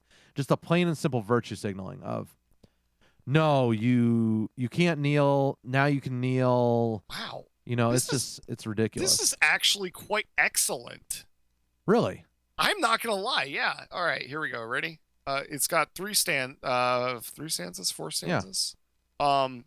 Anyway, so it's lift every voice and sing till earth and heaven ring with the harmonies of liberty, let our rejoicing rise, high as the listening skies, let it resound loud as the rolling sea, sing a song full of faith that the dark past has taught us.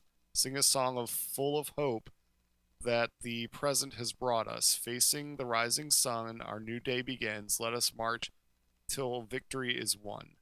And then the last stanza is God of our weary years, God of our silent tears, thou who hast brought us thus far on the way, thou who hast by thy might led us into the light.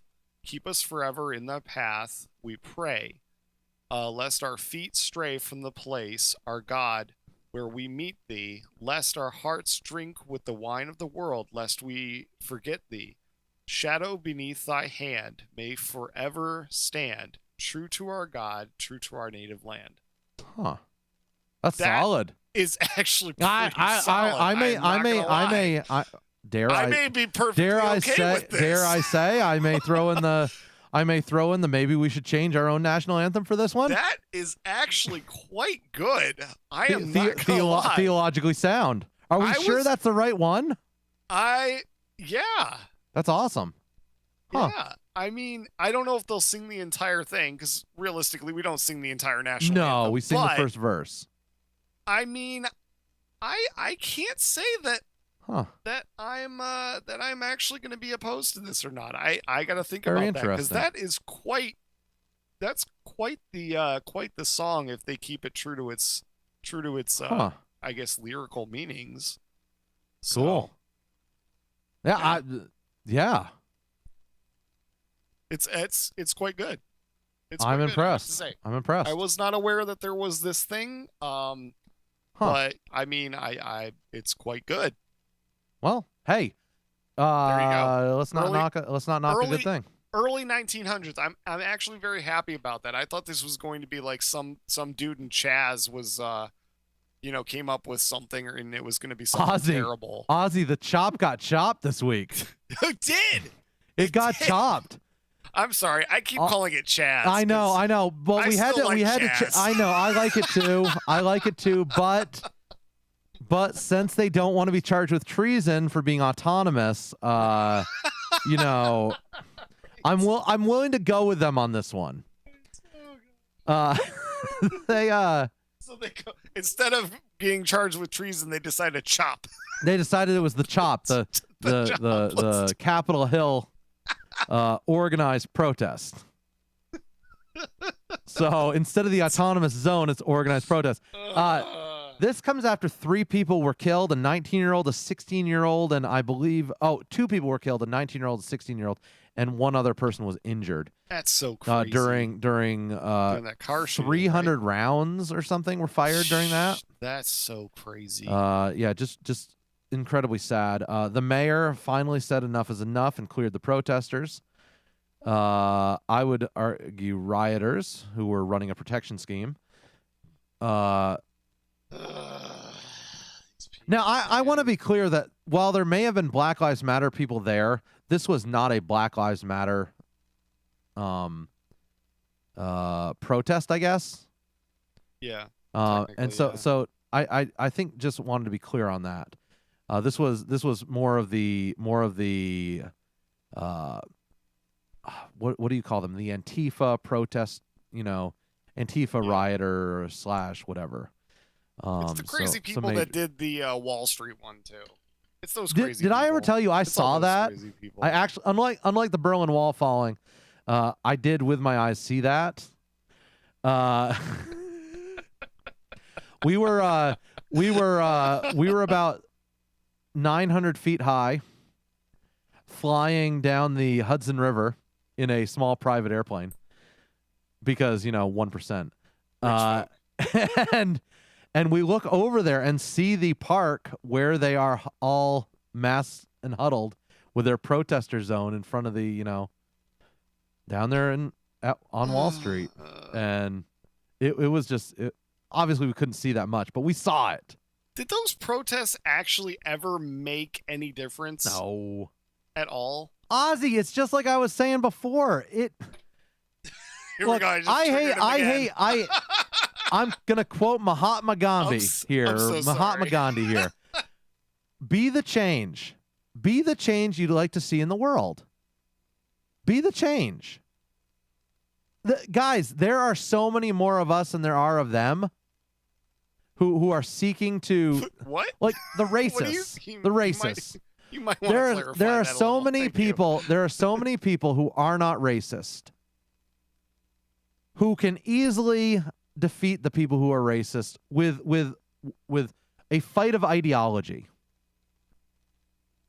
And it's entirely possible, but be genuine in your beliefs, speak out, and actually form relationships where you can exchange ideas. We're in this shouting match of online world where we just blurb and say 140 words, or excuse me, 240 characters now on YouTube or on Twitter, where that's all we say. That's the extent of our communications. And the cool thing is we do have the ability to speak, we have the ability to share, and we have the ability to form relationships. Guy, I don't agree with much. In fact, I think he's a commie. Literally, the guy is a black gentleman who ascribes to some very communistic thinking, but he intentionally made friends with Klan members, and he's responsible for bringing something like 100-something Klan members out of the Klan because he was friends with them. Interesting. And he formed relationships, and he met them on their own level, and decided to be nice and caring. And I think there's a lot to be said that's how we can change things. We can't change things by yelling and screaming. That doesn't create change. I mean, think about it when you're raising your children. How often does yelling and screaming actually work? With mine, it doesn't work at all. My 2-year-old says, "I don't care." I mean, he literally looked me in the eye the other night. Tough. I took TV away. I took all forms of media away, right? All forms of television media away, videos we call them. And he looks at me and goes, "I don't care." And I'm like, dude. You will care. Yeah, pretty much. That may have been exactly what I said. But that wasn't effective. Yelling wasn't effective. It's executing a punishment. It's being the relational dad that I need to be, that's going to make the change in my kids' lives. But flipping off the handle and going nuts is not going to fix anything, even though, it happens sometimes. And I guess what I'm saying is that can happen in the United States as well. Whether it be the Trump situation, whether it be the Biden situation, whether it be whatever situation, relationally, we can change things and we can fix things and we can, if you will, make America great again. Or whatever mantra you want to say. But this disillusion of the great America that the right has and what the left has, it's a disillusion, and it's not right. It's not accurate. And there's so much that can be done. There's so much that we can do. And I pray for our nation. I really do. I pray that we can find peace as a country. I pray that we can find hope. And knowing, we're believers. We believe that the only hope that we can find is through Jesus Christ. And that's not through our political leanings. That's not through our social leanings.